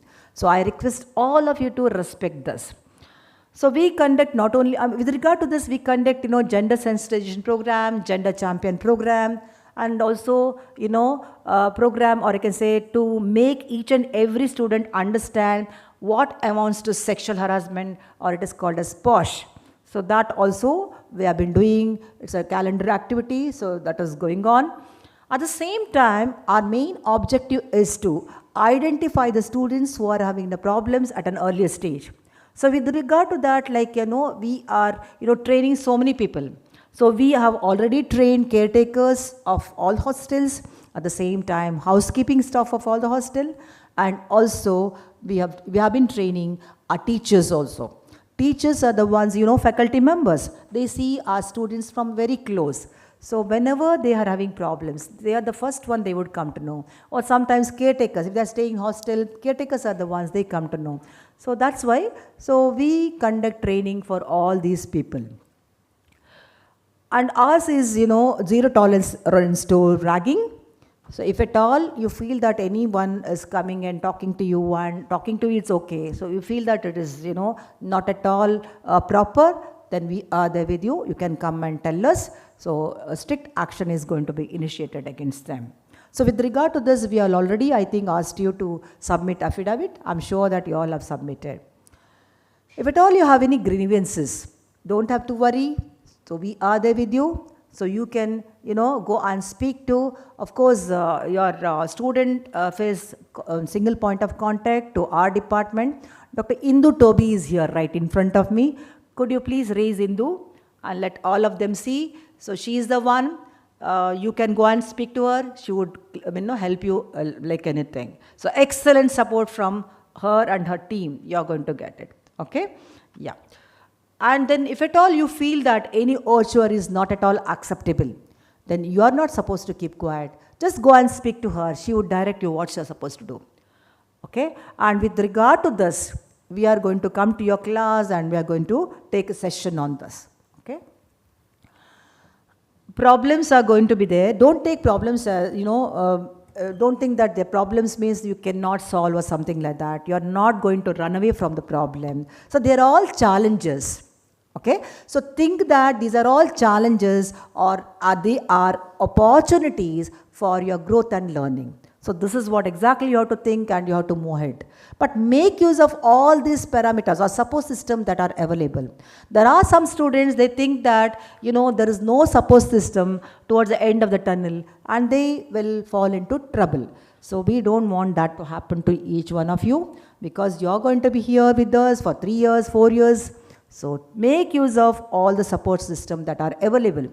So when it is raining, you know that you have to hold umbrella, right? So umbrella, does it stop the rain? No, it will make you to stand in the rain. So likewise, please seek help. We are there with you. So institutional support is going to be there and you are going to stay in hostel. You are going to get excellent support system from hostel also. We have caretakers, wardens. Of course, Chief Warden is going to address you very soon. So all this is going to be there. At the same time, hospital, if anybody is admitted, hospitalization alert message is going to come to us. Then our counselors, they go and they visit, hostel, hospital. So, and then, of course, they handle emergency cases also. So they are there with you. So we can speak to them. And also we have, peer support club in your institutions. So they are also helpful and anonymous reporting system is there. If at all you feel that any of your classmates or someone, like you wanted wanted them to, become all right or wanted support, somebody has to support your friends. So, but you don't want to reveal your name. Then in that case, you can make use of this system. Of course, Dr. Indu is going to, share all these things with you. So you can just click on that, scan that code and write the name and details of the students who really require help so that we are there with them. So we are always there with you, my dear students. At the same time, our counselors, Mahe student counselors. So whatever conversation you have with them is going to be kept confidential. So you don't have to worry, so you can go and speak to them. So in case, see, most of the times our students, if there are someone to listen to them, they'll be okay. Sometimes what do they feel? So even counselors, they will come to know. The students, they may require some, additional support. So in that case, so what we do is we, refer them to Student Support Center or Clinical Psychology Department or I can say Psychiatry Department of Kasturba Hospital. Our counselors are available in different places. They are called as Mahe student counselors. Okay, so now very close to you, EDU building, they are there, and of course here in the same building here where exactly you are there, so they are also there. So you can call them and then take appointment and then you can talk to them. And these are all our counselors. Numbers are going to be shared with all of you. This is what exactly I said for higher level support. Our student counselors are only for initial screening, for next level of professional support. So professionals from Student Support Center, just opposite to your college, that center is there just like a house. So you can, if required, you can make use of that facility. And clinical psychology and psychiatry department of Kasturba Hospital. Important numbers are going to be shared with you again. And these are all, if you can scan, you will come to know what are the programs Mahe is going to do that, you will never miss. Even parents also. Parents, before you leave, I just wanted all of you to know, you should find out who are the teacher guardian of your wards. That is important. So they are the ones, they are there with your wards from now onwards. So to know about their academics, everything. So that is important. So that's this particular connect we have to have. So let us all together address their challenges, at the same time celebrate their success. So you have to be there with us always. And this is another,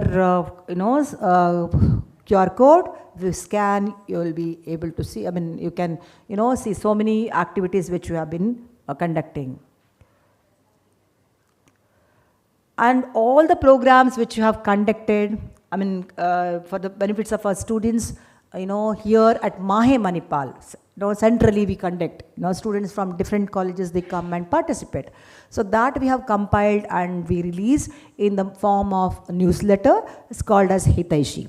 And also we have, posted all those programs which have conducted on, I can say, YouTube. So please do subscribe so that you will never miss whatever programs we have conducted and also we are going to conduct in future. So we are also, as Department of Student Affairs, MAHE Manipal, is also on Twitter, Facebook, LinkedIn, and also Instagram. So, dear students, before I wind up, I just wanted all of you to know you have to attend classes regularly, listen with curiosity, speak with honesty, act with integrity. So believe in yourself. I'm sure that, so whatever you want to do, so you can achieve that your goal. So I wish you happy and fruitful stay here at MAHE Manipal. Thank you.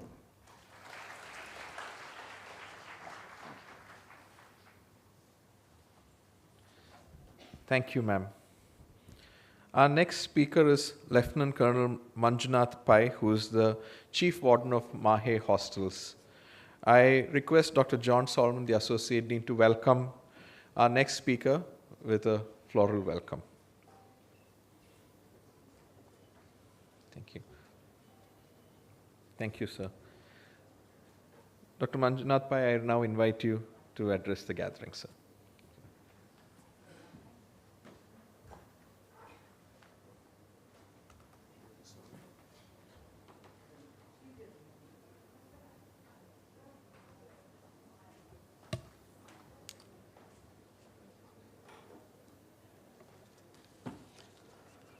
May I request all students to rise? Please stand up. Only students.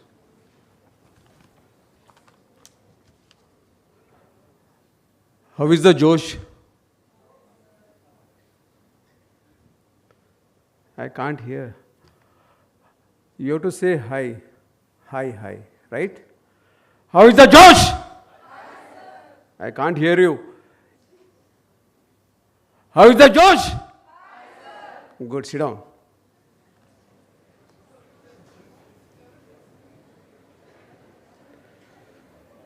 Jai Hind. Esteemed parents, Dean sir, Dr. John sir, faculty members, and my young visionaries, those who will shape this future of this world. I am Lieutenant Colonel Manjunath Pai, served 4 decades in Indian Army and Chief Warden of MAHE. I warmly welcome each one of you as you start your journey at our prestigious university. At MAHE, you are joining a place known for innovation and excellence. And this is not just a university, it is a community where different ideas and cultures come together. Here you can grow your creativity and think analytically. Our promise to you is to create a nurturing, safe, and secure environment that postures your personal growth and empowers you, your development into a well-rounded personality. I assure you that you will enjoy a lively hostel life filled with friendship, fun, and lasting memories for your life. With this, I come to my presentation in proper. Can I ask anyone, or can you guess anybody how many hostels are there in Manipal? Can anyone, any student? Wild guess. Please, 10. Anybody for 20? Raise your hand. Anybody for 30? Raise your hand. No one? Okay. Anybody for 40? Okay, for your information, in Manipal we have got 50 hostels spread in 3 different campuses. This is managed by Hostel Management Committee headed by the chairperson, Madam Vasanti R. Pai. Further organization as shown on the slides. Can you guess how many students are there in Manipal? Approximately 10,000, 20,000? Any guesses? Okay, approximately 30,000. Out of which 17,000 plus students are staying in hostels. So these 50 hostels are managed by the Hostel Management Board headed by chairperson. Then we have got Chief Operating Officer, Dr. Anand Venugopal. Self, we have got 3 Deputy Chief Wardens. Technology and Management Campus is headed by Dr. Nagaraj N. Katagi. And Health Science Campus, where all of you will be accommodated or already accommodated by Dr. Shobha KL, who will be meeting her. Her office is located on the ground floor of EDU building, room number 145. Then we have got Tapping Campus, Ms. Parimada. Our vision is to provide a safe and secure, conducive living environment for all students, fostering a sense of community, promoting their overall well-being, and creating a home away from home ambience on campus. Our objectives, as shown on the slides, we ensure 24/7 availability of physical security in all hostels, electronic surveillance, and fire safety. We also provide you safe and healthy environment, discipline and responsible conduct. We also promote you academic success, facilitate student welfare, and most important, foster a sense of community or belongingness amongst the students. We have got quick response team. The response time is within 4 to 5 minutes. You will find this vehicle parked in front of one of the MCOP's gate or anywhere on the road during night hours, evening hours. We have got 3,500 AI-enabled CCTV cameras in all hostels, and it is manned by a technical expert at Command and Control Center, which is located on the basement of EDU building. In addition, we have got a campus patrol vehicle which will be patrolling the campus, all the 3 campuses. These are facilities which you can also utilize, which are available in MIT campus. The facilities which are there in hostel, as shown on the slides, all hostels are Wi-Fi enabled. You got CCTVs where you can track your movement, laundry services, gym facilities. In addition, we have got Marina Complex, which is nearby to our Health Science campus, medical assistance if need be, and quality meal as well as late night canteens are also available. Rules and regulations. Please don't switch rooms without the permission of Chief Warden Office. Visitors and day scholars are not allowed in the hostels. No loud music after 10 p.m. Report any issues to the warden immediately. You got each hostel has got 3 to 4 wardens, that they are the faculty wardens. Based on the strength, 1:200, we have got 1 wardens. Do not damage furniture or paint your room. Follow curfew times. And most important, don't get involved in smoking, consumption of drugs and alcohol. We have got zero tolerance to all these things. No fighting or physical assault in the hostels. For students, ragging, bullying, intimidation will be tried under IPC section as shown on the slides. Possession of weapons or replica of weapons is also prohibited. Fighting, physical assault will be tried under IPC section 159.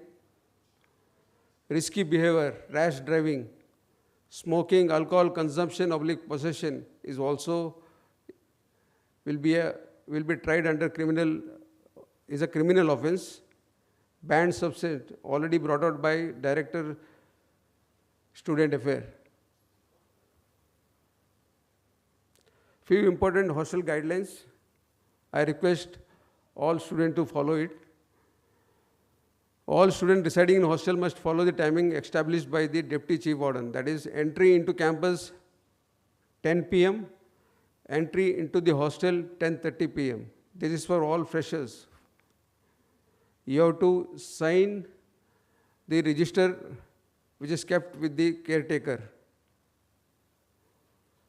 Those students found loitering around the campus or outside after 10:30 p.m. are liable to be checked by security personnel. Delivery of food parcel by the delivery boys to the hostel is strictly prohibited. Hostel inmates may bring their own parcel to the hostel. All students must carry their access card with them at all times. Otherwise, you cannot enter into the hostel.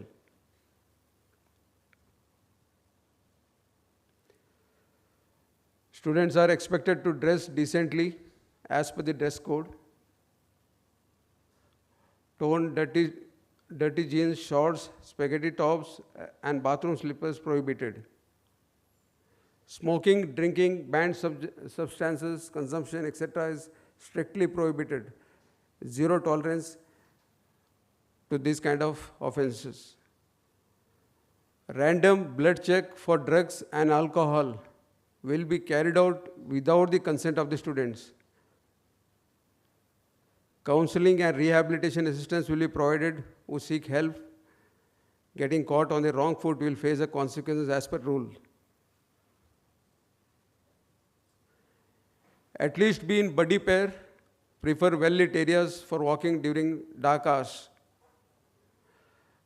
Please let your friend, roommate, family member know your whereabouts whenever you go outside. Avoid stranger and suspicious situations. Please avoid loud conversation on phones. Don't give ideas to people. Partying in rooms, corridor, or anywhere in the hostel is not permitted.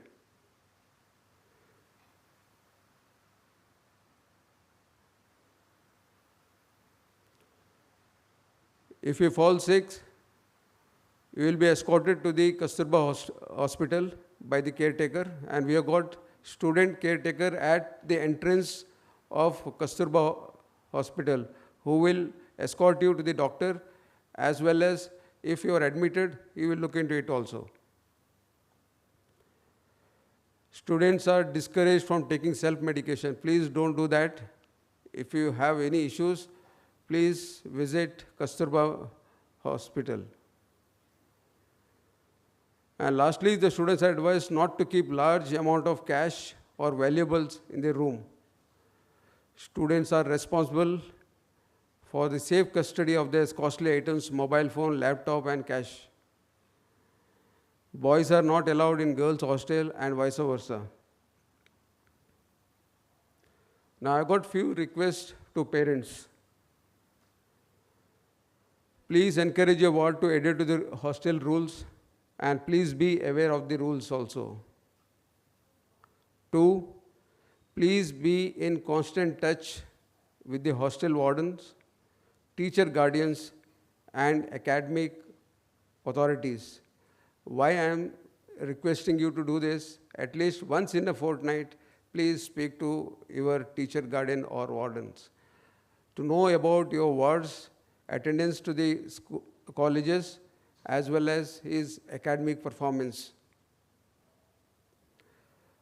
3, please go through the website on regular basis for updates.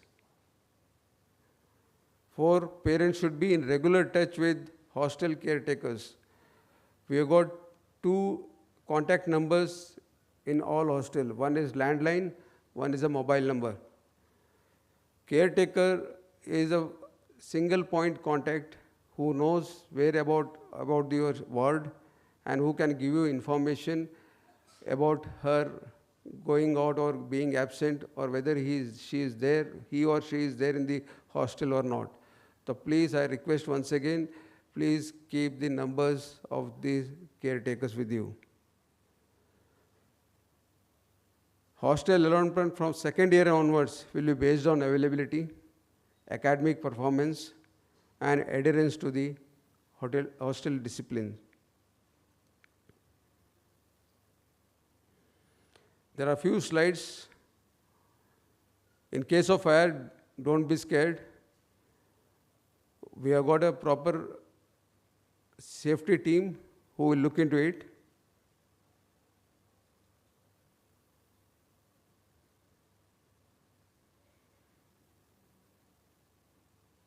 Life is precious, wear helmet if at all you are driving the two-wheelers. Though it is not permitted for you, students are not supposed to keep two-wheelers, but we have seen students are driving two-wheelers without helmets. Please don't do that.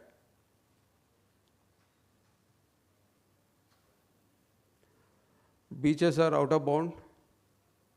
We are concerned and we care. Please take care.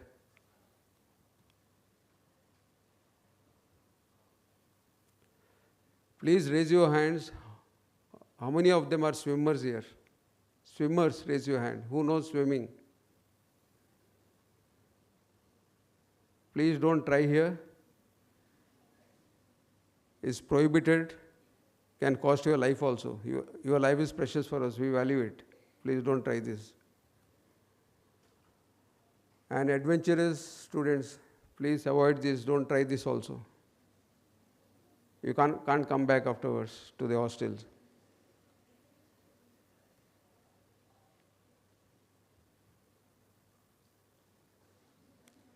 Please don't take selfies here.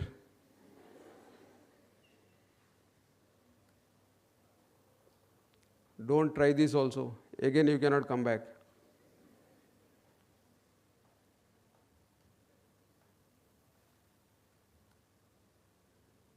Your life is precious. We value it. Have a safe and secure and fruitful stay with us. I once again welcome to the exciting adventure ahead. I hope this gives you an idea of what life in hostel will be like. And I truly believe you will do well here, studying hard and becoming a responsible citizen of our great nation.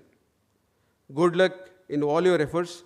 Remember, you can always reach out to me or my office if you face any challenges. We are here to help you. Jai Hind.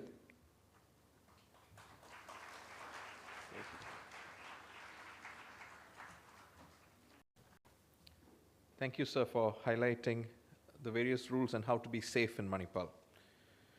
Our next speaker is Dr. Shivananda K. Bhatt, who is the Chief Librarian at MAHE. Sir, thank you for being here, and I invite Dr. John Solomon to welcome Dr. Shivananda Bhatt with a floral welcome.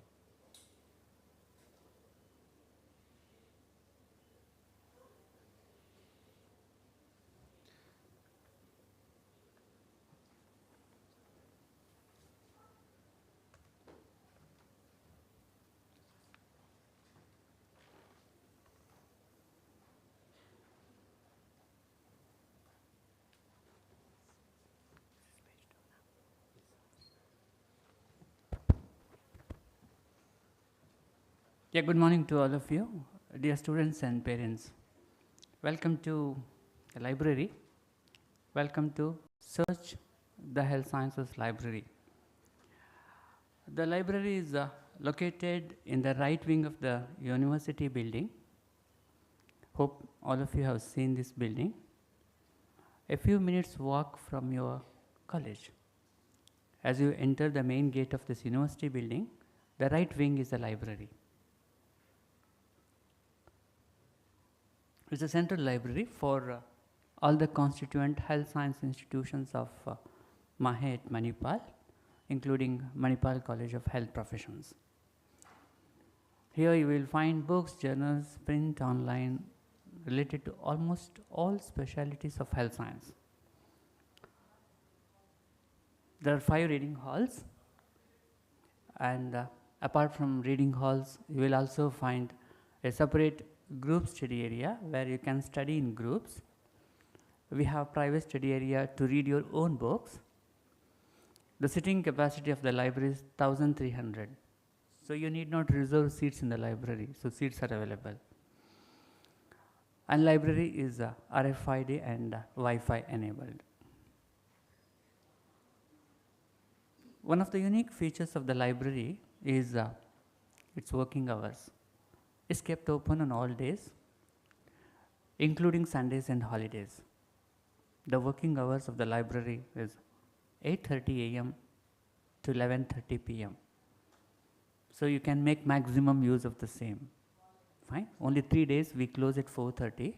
It is on Ganesh Chaturthi, Vijayadashami and Deepavali. Otherwise, the library is open from 8:30 a.m. to 11:30 p.m. So library is having a rich collection of both print and electronic resources. It is having a collection of more than 72,000 plus print books. It subscribes to more than 11,321 online journals.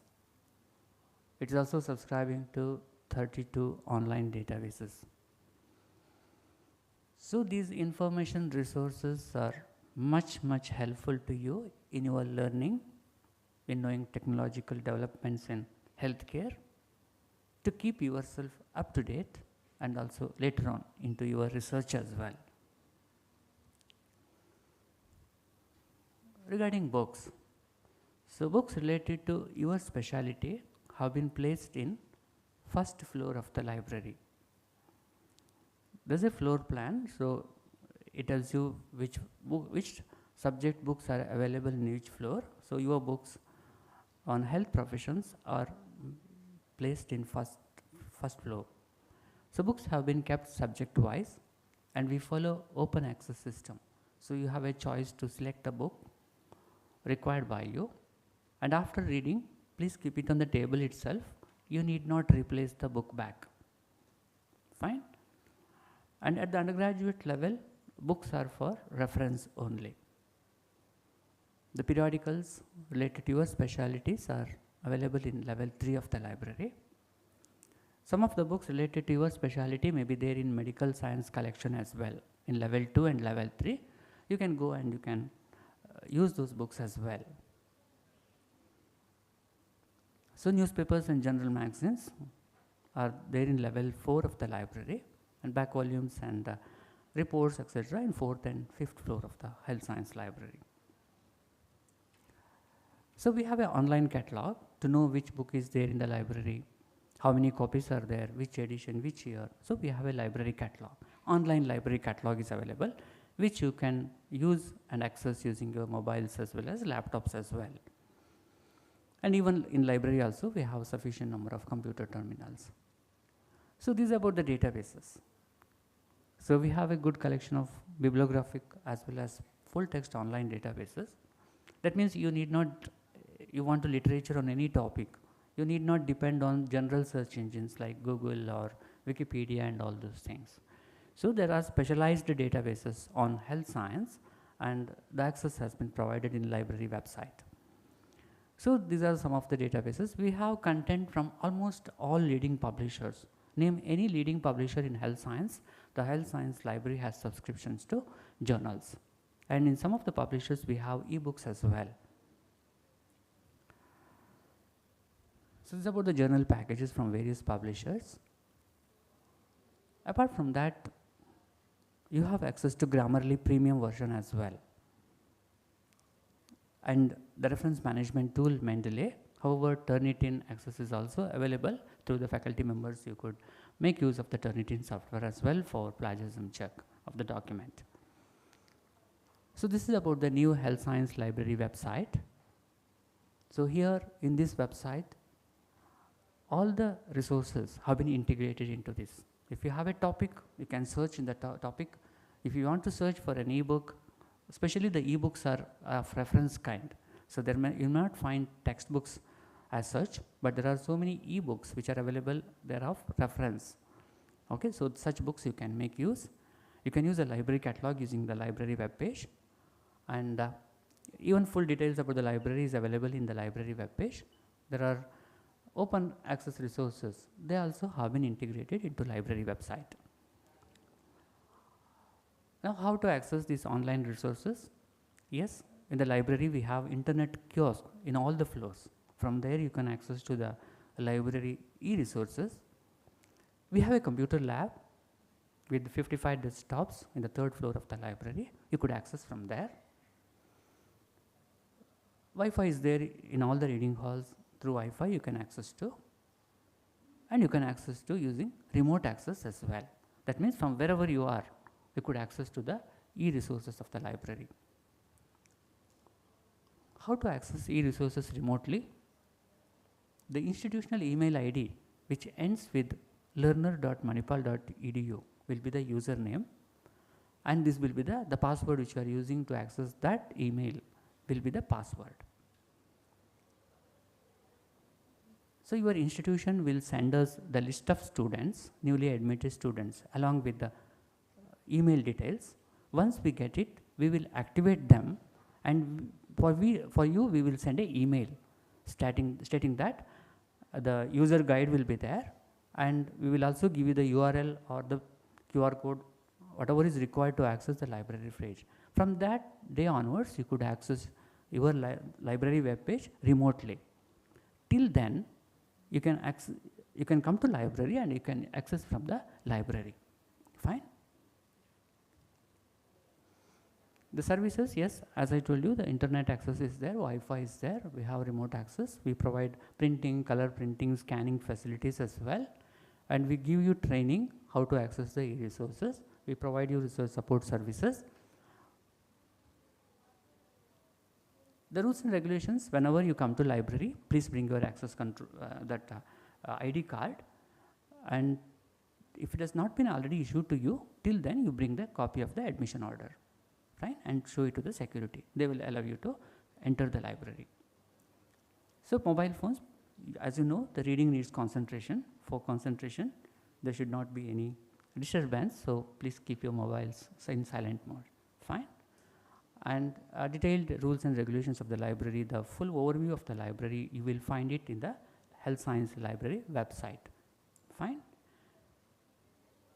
So this is the contact details. In each floor of the library, there is a reference counter, and our staff members are there. We have a good team of library staff members, professionals, semi-professionals, and support staff in the library. So you will not find any problem.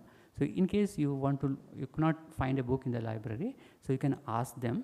I will be there in the 1st floor of the library, and my colleague Dr. Mahabaleshwar Rao, the Deputy Chief Librarian, will be there in the level 3, and we have Deputy Librarians, we have assistant librarians, and we have a team of staff members, as I told you, so they will support you a lot whenever you require the assistance.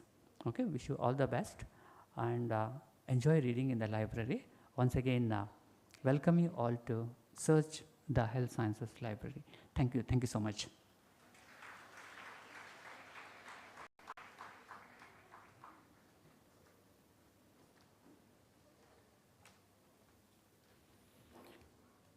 Thank you, sir, for highlighting what all students have access to through the library services. Our next speaker is Mr. Jibu Thomas, who is the Associate Director of Operations at Kasturba Hospital, Manipal. I invite Dr. B. Reshmi to welcome Mr. Jibu Thomas to the orientation program this morning. Thank you, ma'am. Sir, I invite you to address the students.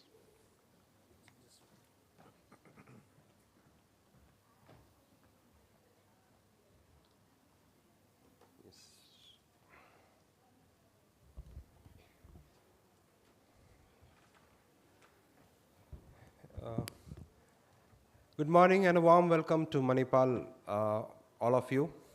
You have decided to become healthcare professionals of the next generation. I welcome you to Manipal. We have a brief presentation about the facilities that you will utilize during your academic years ahead. And just briefing you out how we started. And this is our founder and visionary. Everyone would have talked about him a lot. But the work of a man of imagination, vision, enthusiasm, drive that has built the modern Manipal in delivering the world-class medical care at affordable cost in Manipal and across India today. So the transformation, we started with a humble beginning of a small hospital of primary care. Today, from 1961 to 2025, we stand broad with about 2,195 bedded tertiary to quaternary care hospital. This, from a barren land, what you see Manipal today was something different, from a barren land to the center of healthcare and education today. So the vision of our leader, our founder, the global leadership in human development, education, research, and healthcare. We have a mission of the hospital where we are committed to be the most preferred and comprehensive hospital through clinical excellence, patient centricity, ethical practices to meet the healthcare needs of the community. We have our values inbuilt us. Our Manipal values stand strong. Our values include integrity, transparency, quality, teamwork, execution with passion, and humane touch, which stands for Manipal as a whole. Today, the hospital, which I showed you in the beginning, is about 11 blocks, actually approximately holding about 200 beds each in each block, with the latest addition of the Dr. Ramdas M. Pai block. Milestones of KH, from 1961 with our 150 beds, we started commissioning of the cancer block hospital. We are a QMS certified. We are an ISO 14001. We commissioned the maternity and child block in April. And we increased the number of beds in 2011 from a modest 1,000 beds to 2,032 beds. And we commissioned the new OPD block in 2014. A lot of milestones which we passed through in these years of journey, making the largest hospital in the country of teaching hospitals after CMC Vellore. We added 161 beds, tertiary care, super specialty block in Manipal. So the silent features of Kasturba Hospital Manipal, 2,032 beds, quality accredited hospital, a comprehensive cancer care center, the burns and reconstructive surgery beds, which is only in the coastal Karnataka.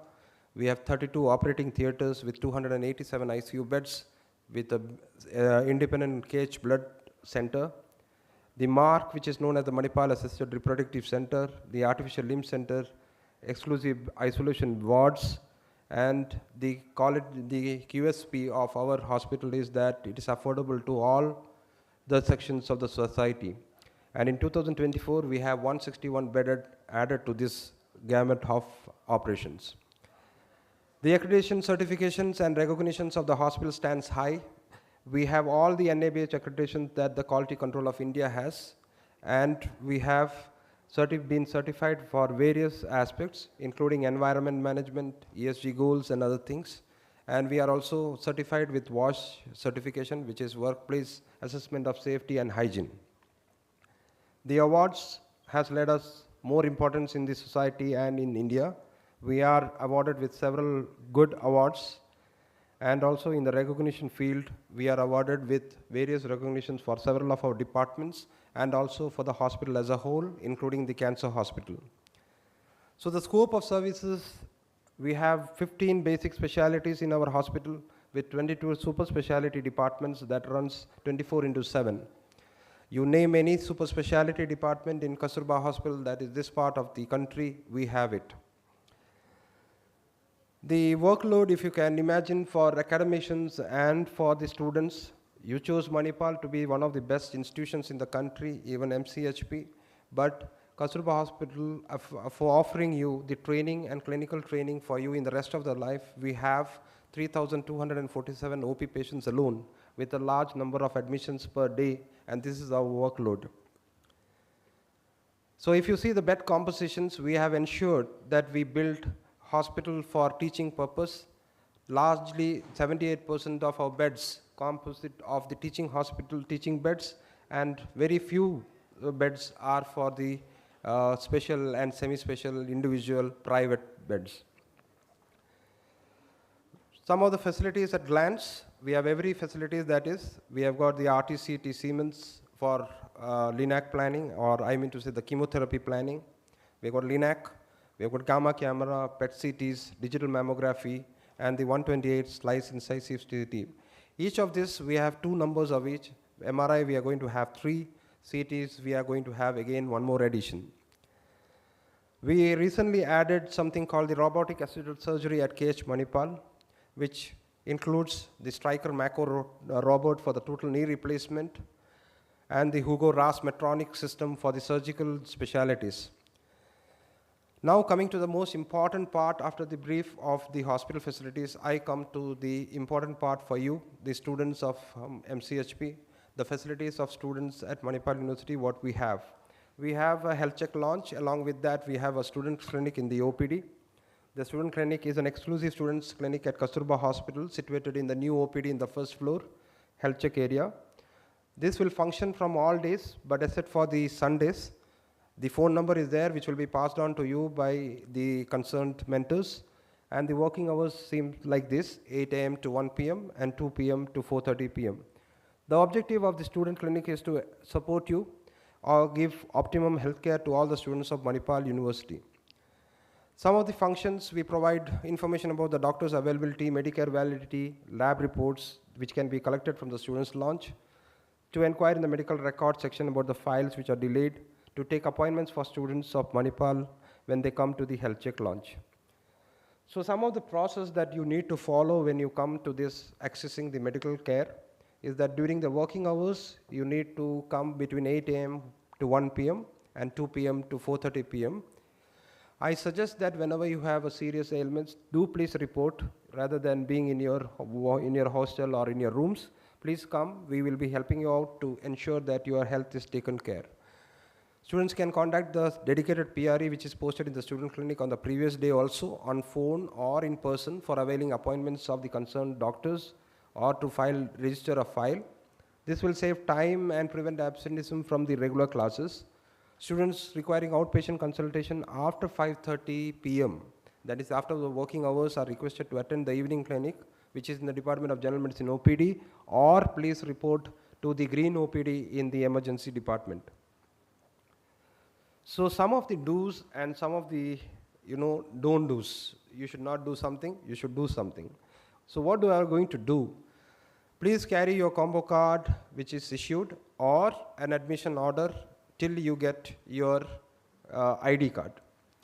Your ID card will be everything, I think, now with Medicare, with your ID access, library access, everything, which is a single combo card. Please bring along a friend whenever you come to the hospital. Please bring a friend. I mean to say, bring a friend who can be loyal, who can trustworthy, who can be your personal guardian type, and who can inform your parents. And when admitted, please inform that your mentor is informed about this, that your admission, your class rep, or the parents are informed. What you should not do when you come to the hospital: do not force the doctors or consultants for issuing medical certificates. Okay?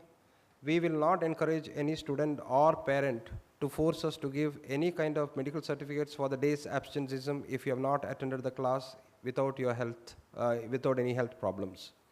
Issuing a medical certificate is the consultant or the treating doctor's choice based on the medical condition of the patient and the policy of the hospital. The recommendation from parents, friends, or any other relatives of students for issuing a certificate will not be entertained because these are legal documents. Do not argue or get into tussle with the front office staff, doctors, or any hospital staff. Please note that if done, it will be seriously taken and also informed to the HOI, MU, and parents also. Do not use your friends or colleagues' ID card for your treatment. If you don't have one, please ensure we will make a file for you separately, because everyone's health is not equivalent to others' health. Your personal health is yours own.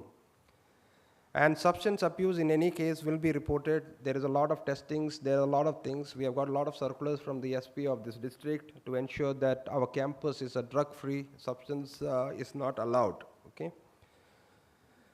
Ambulance facility. We have a good ambulance facility both in the transport and for the hospital, but please note that the ambulance should be used for ambulance purposes or sick purposes. Don't use it for a transport call. We get calls for please shifting the patient, shifting students from the hostel to the college because they are delayed and all. That is not acceptable. Please take an auto, please take a car or whatever you want.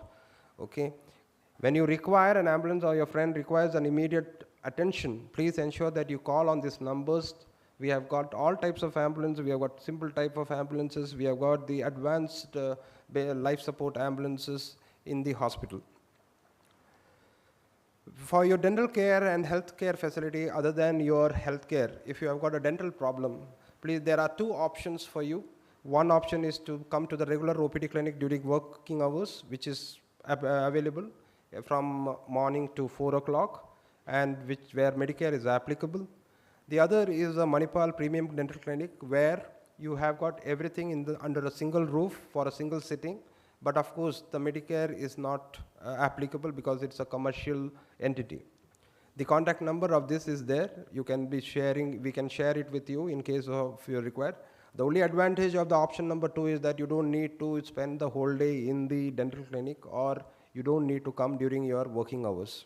That why we are projecting this is many of the students, they say that they have gone to the dental clinic but they never reach there. Okay, so this is one second option. The etiquettes and rules to be followed during the hospital postings.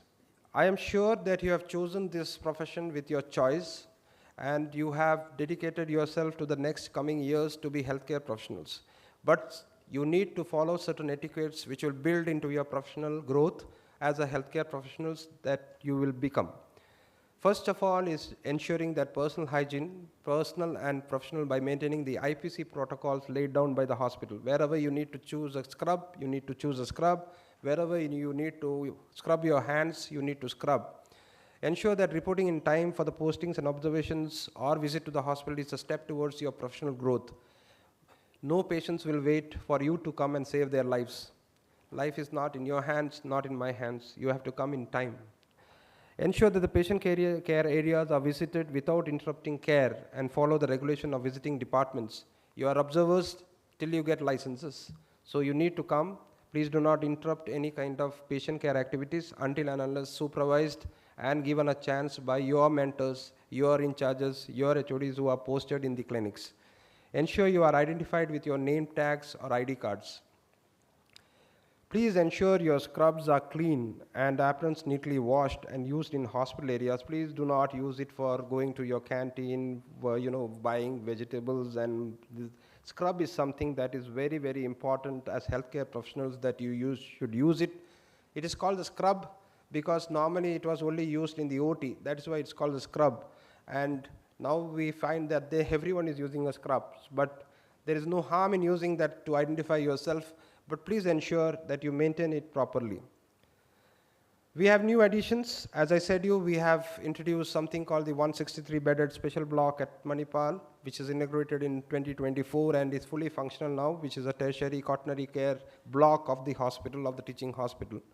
We are going to operationalize a 100-bedded hospite and respite center, which is supported by us and which is inaugurated in April 2025, and we are operationalizing by August, which means that students of MCHP and all other faculty members can access help in ensuring that you provide service in the respite and hospice care of the hospital. This is one of the biggest philanthropic institutions that we have built over the years, and we are operationalizing it later in the month. So before I end with you, wishing you all the very best, please note that Manipal, I don't know how many of everyone would have told, that Manipal you have chosen is a right destination for exploring knowledge. It is exploring your inner talents, it's exploring about your cooperation, coordination, and team building activities as you move forward.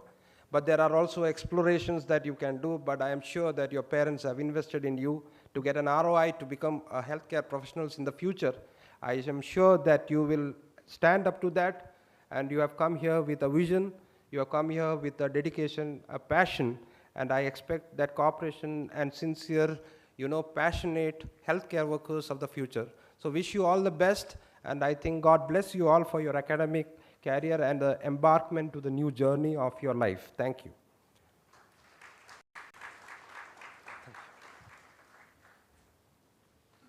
Thank you, sir, for highlighting the services that the hospital provides and the provides to teach all of us. Our next speaker is Dr. G. Kanaka, who is the chairperson of the Academic Operations Committee of MCHP. I request Dr. John Solomon, our Associate Dean, to kindly welcome Kanaka ma'am.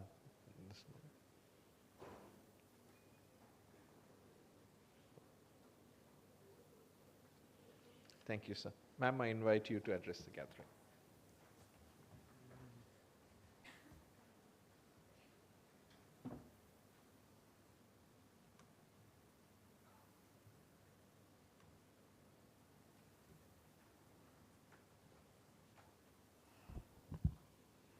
Okay, good morning all.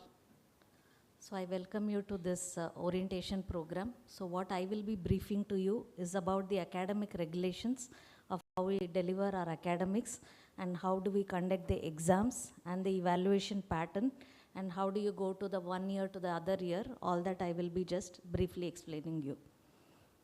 So this is already you have known what is our college is all about, and we are the largest and the second largest in terms of the student strength in the Mahe campus. First is MIT and the second is MCHP. And we have started in 1992. Now we have in 4 campuses both the UG and the PG programs that are offered at our Manipal, Bangalore and our Jamshedpur campus. All the campuses we sync in together in such a way that the examination patterns and everything is regulated and it's common for all the colleges. And last year we celebrated, and this is the year of 25 years of our inception of this independent college that we have. At Manipal, we have in the undergraduate, we have around 21 programs we are offering at undergraduate level, and postgraduate, the specializations are there. And also we have PhD in the respective disciplines also.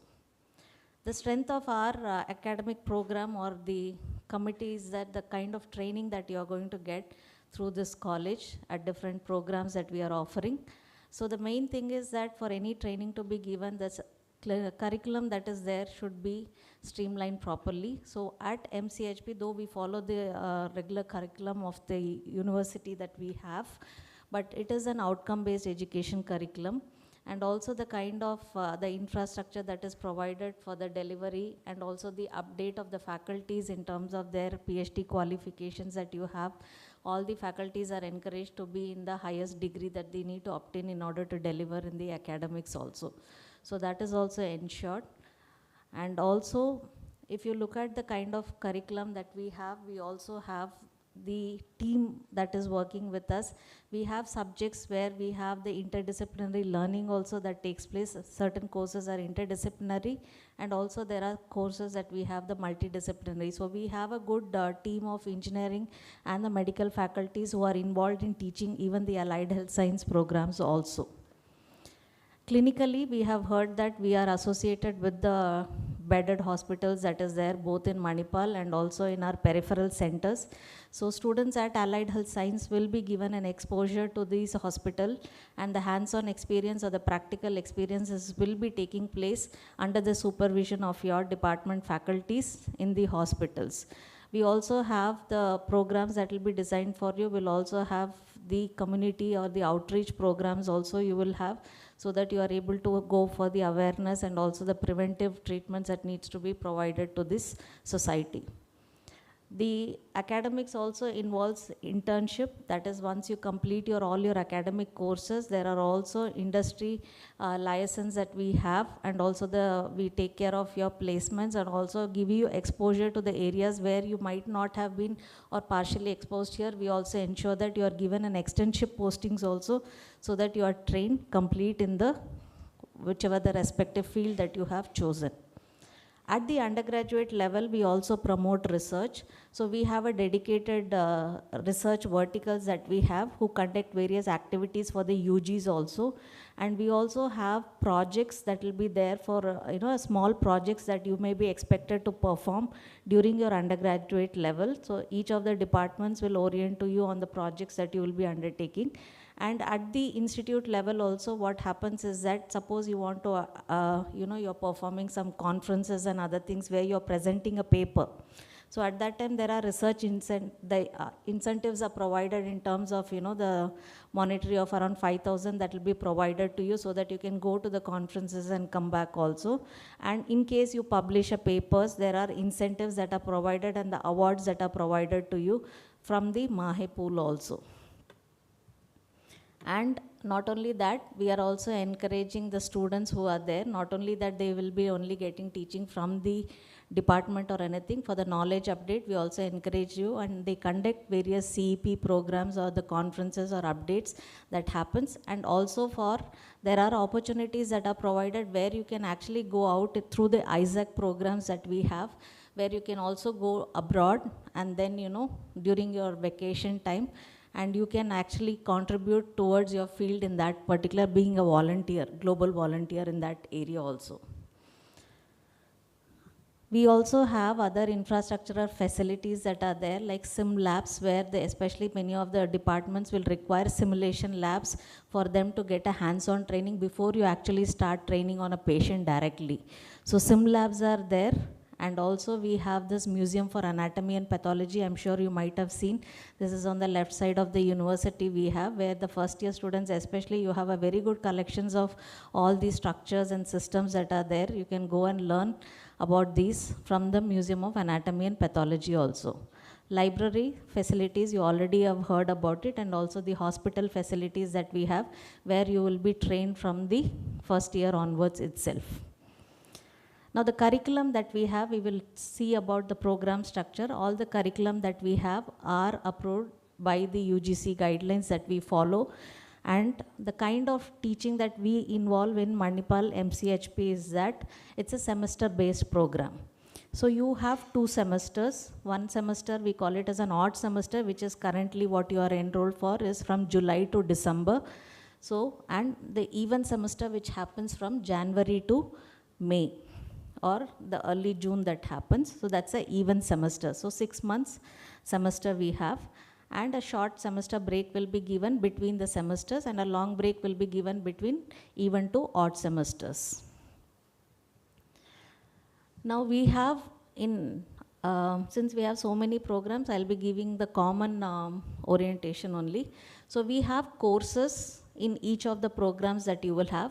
So there are courses which are core courses, which will be your program specific courses you will be learning. There are also courses that we call it as the basic science courses, which are the foundation, like anatomy, physiology, which will be common, and you will have a common classes also for that. And we have an option of electives. So we have 2 types of electives that will be there, an open elective, which is given to you, which you can make a choice from the pool of electives that are available in MAHE. So it's a different kinds of, you want to learn about music also, you can go for that. Whatever the choice that is given there, from the 250 odd choices that we will have, you can select any of the electives that you want. That's an open elective. But you also have something called as program elective, that is a program specific electives, which you will be taking within your department itself. Then there are also other UGC mandated courses like environmental sciences or Indian constitutions or communication skills. We have adopted, and the MAHE has adopted it. So you are also mandated to go for these courses also will be given to you, especially in your first year. Now all whatever the courses that we are offering, these are all choice based because we offer you the electives and it's a semester system that we follow. So it's a CBCSS system is what that we are following. And every semester or every semester that we are going to offer, minimum of 20 credits is given to you. Okay. So in a year, you have 40 credits. Okay. Minimum of 40 credits you have to earn. So every course can have like 2 credits subject, it can be a 3 credits, minimum is a 2 credit, it can be a 3 credit subject or a 4 credit subject. The moment you pass one subject, you earn that credit is what we say, okay? And what is the kind of modality of teaching that is employed is predominantly English will be used for communication, for taking classes and other things. But since we are in an allied health field, what we expect is that the students to also learn Kannada. Okay, so there are Kannada classes that are there. Apart from that, you can also talk to your hostel caretakers and, you know, in a casual way, you can talk to the shopkeepers. You can make effort to do that so that you get the fluency or the hang of Kannada, because you will be dealing with patients tomorrow. If you are not able to communicate to them, it becomes difficult for them to accept you as a treatment, doctors also. So that is one thing.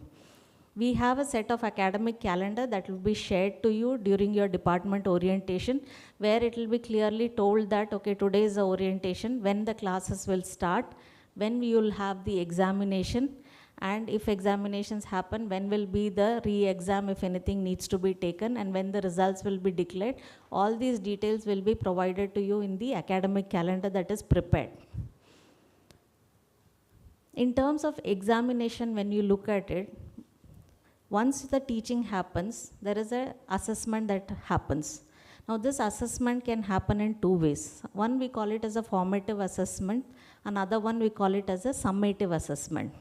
So in the formative assessment, what happens is that this is a continuous kind of an assessment that happens while you are having the classes that is going on. Maybe after a few hours of lecture, you might be asked, like, some small tests can be done, quiz, viva. So when you participate in this, the marks which are earned through that also will be very important. So don't take any of these formative assessments lightly. Whatever the assignments that are given to you, or even how you participate in the class, even those also are the rubrics that will be used for evaluations. Okay, so formative assessment is that. In summative assessment, we have examinations. So we conduct 2 examinations in a semester basically. One is a mid-semester examination that happens in the middle of the semester, and there is, after the completion of the classes, we have the end semester exam or the university exam, we have it. So before you go in for the university exam, there is something called as internal assessment calculation that happens. So in the internal assessment calculation, it is a very important, it's like a bank that you have, you can earn more marks through this. This internal assessments are calculated through 2 things. The continuous assessment, which I had told you earlier, you can use different methods. Each of the course, the subject experts may use different methods. It's not like all will use only quiz or all will use only, they will define you what all the different types of assessments they will be using for that particular course, and through the sessional exams that you take. So adding those 2 things, the internal marks will be calculated. So once the internal marks is calculated, it will be, then you will be going for your end semester examination or the university exam. In the university exam, before you go in for the university exam, we have set some criterias. You can't simply take the university exam without fulfilling these criterias. One of the important criterias that we have to appear for the university exam itself is a minimum internal assessment mark that you have to earn. Okay, so 40% is what we have set as an internal assessment mark that you need to earn in order to be eligible for the end semester exam. If you fail to secure 40% marks out of the total that has been defined to them, then you will not be able to take the university exam. Apart from this, one more criteria we have kept is the attendance. Okay, so attendance is a very important criteria. We have set some minimum standards of attendance for theory and practical classes. So failing to secure the minimum attendance also can make you ineligible for the university exam. Okay, so two things are important: internal assessment marks and the attendance. So attending class becomes very important to you. Okay, so don't miss your class. 8 o'clock classes also can be there. Schedule, they put it for 8 o'clock classes. Some classes are 8 o'clock. Some classes may be at 12 o'clock or 2 o'clock. I know the climate here is, will want you to sleep, but ensure that you come for whatever the defined classes that are there, and don't come to the, class by counting the attendance. Okay, if I miss this class, it's okay, I can still come to the next class and compensate.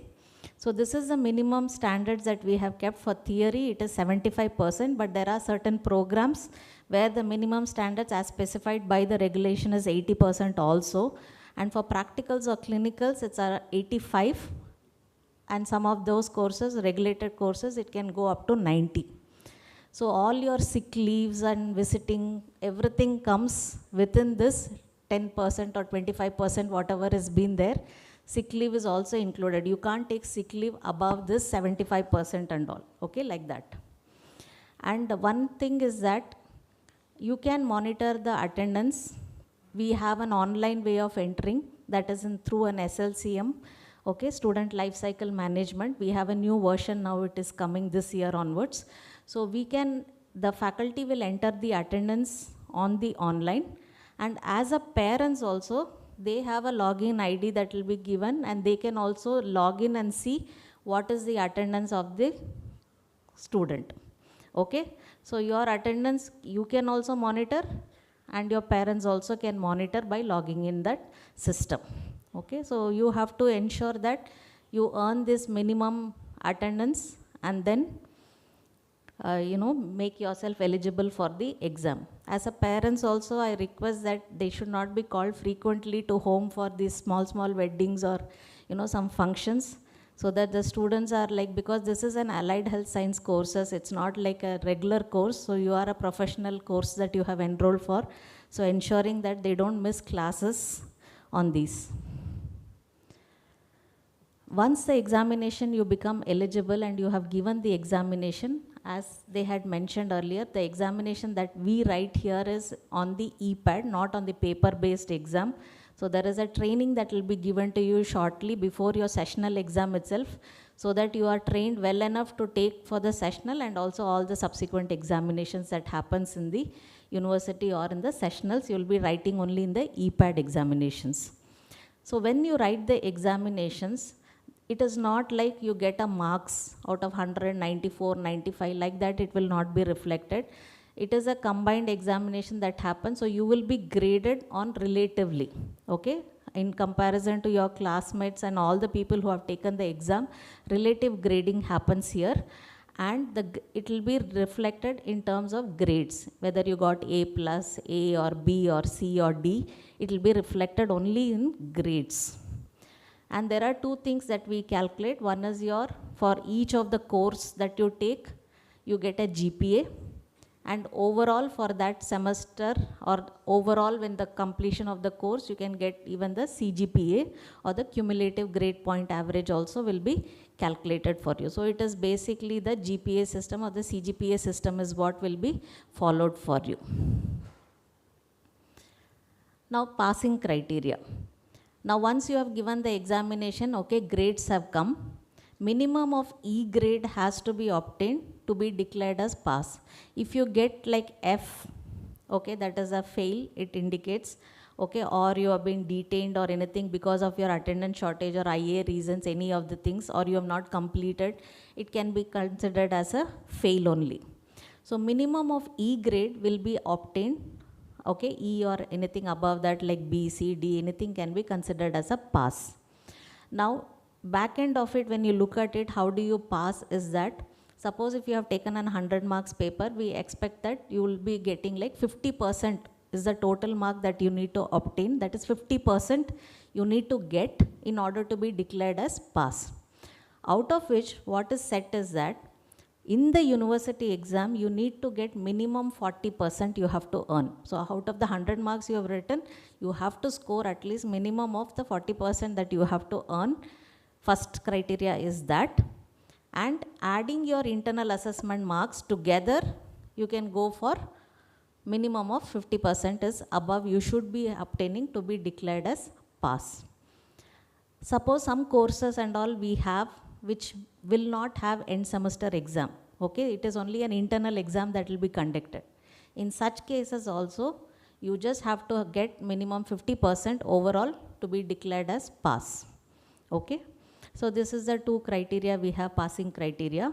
In case you don't get and you fail, then we give you an option to earn that credit within that time duration of the semester itself. So within the 6 weeks, we try to conduct one more examination that is called as the supplementary exam or the makeup exam we conducted, so that you can earn those credits. So we give you a chance to write. But when you write the supplementary exam, irrespective of your performance, you will not be awarded the higher grades. Only C grade is the maximum grade that will be given, up to C. Okay, that is the irrespective of your performance, C grade will be given when you declare it as a pass. Now you have, how do you go from one semester to another semester? To go from first semester to second semester, we have no cap or anything like that. You can go simply from first semester to second semester, you will get transferred to. But when you want to move from first year to second year, okay, that is first year, now you are in first semester. So to go to third semester or to the second year, there is a minimum amount of credits you need to earn to go to second year. Okay, and that minimum credits that you need to have is 65% of the credits you have to earn. So I told you that minimum you have 20 credits per semester. In 1 year you will have 40 credits. So out of the 40 credits you have to earn 65% of the credits, or some of the subjects you can still have a back paper, but you still earn more than 65% of the credit, you can go to the next year. Okay, so 65% minimum credits you need to take to go to second year. So from second year to third year, again we have kept a thing that you have to earn 75% of the credit, but that is combined total of first semester, second semester, third semester, fourth semester together. So out of 80 credits, you have to earn 75% of the credits. Okay, so most of the programs what we have here is a 4-year program. So 3 years of academics they do, and the 4th year generally will go into internship. So after the 3rd year, if you want to go for the internship, you have to earn all the credits. That means there should not be any back paper you need to have, you should not have, then only you can go for internship. There are some programs like BPT and the prosthetic and orthotics and all, which is a 4.5, or occupational therapy is a 4.5 years program. For them going from 3rd year to 4th year, there is a 85% cap is kept. Okay. What happens if you don't get that 65%? Okay. This is an important thing, because the seriousness of this is what I wanted to emphasize to you. From the day one of it, you have to take it, because we don't take this lightly. And your parents have put in all this money and everything for you to come and study in Manipal, and we want everyone to go away with that degree. In case you don't earn 65% credit in the first year, okay, what will happen is that we will put you on an academic probation. That means you cannot go to second year, you have to drop a year. And during that period of dropping an year, you will only come to take an examinations, okay. You'll come give exams for whichever is a subject that you have not yet cleared. You come take the exams, and then if you earn the credits, when you can go to the next year, you can go to the second year. It will become like that. So during this probation time, you will only be coming to write an exam.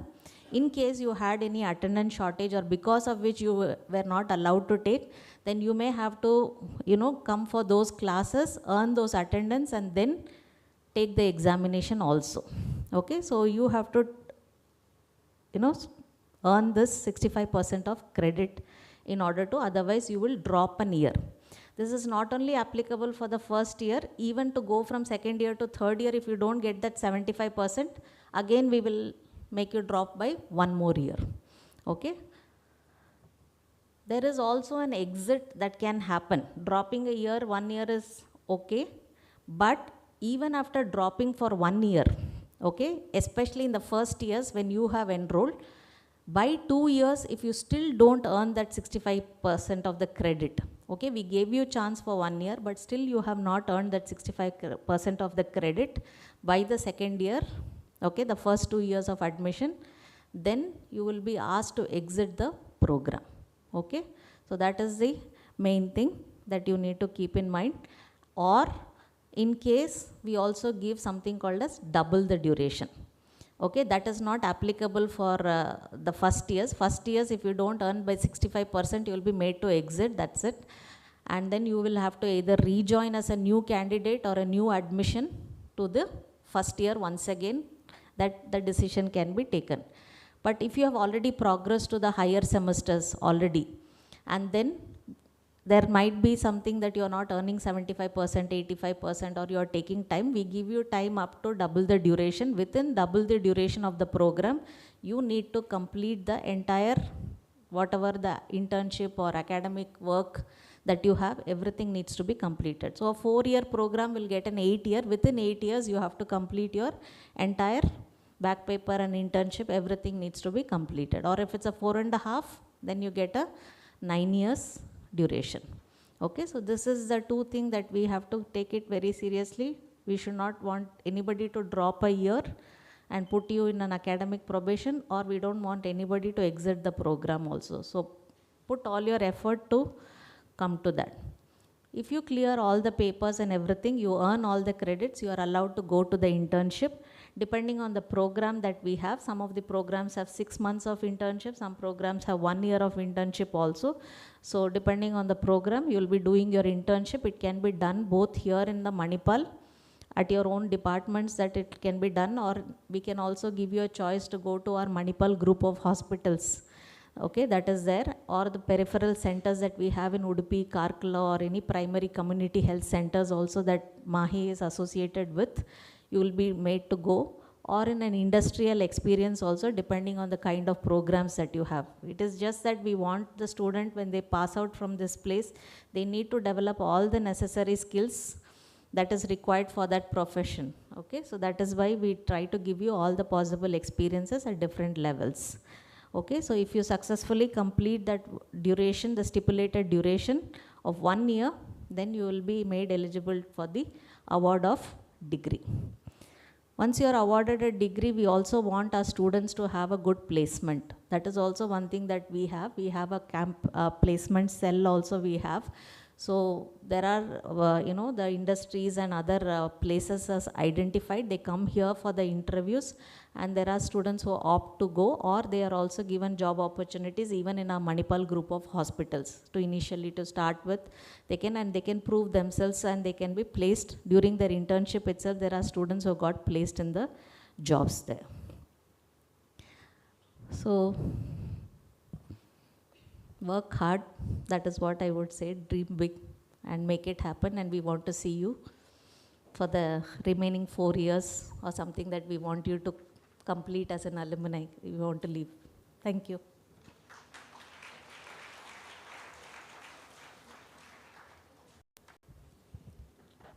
Thank you, ma'am, for highlighting the academic outline of what awaits you over the next few years. Our last speaker for today is Ms. Indu Tobi, who is the chairperson of Student Affairs. I request Dr. Reshmi to welcome Ms. Indu to today's function. Thank you, ma'am. Over to you, Ms. Indu.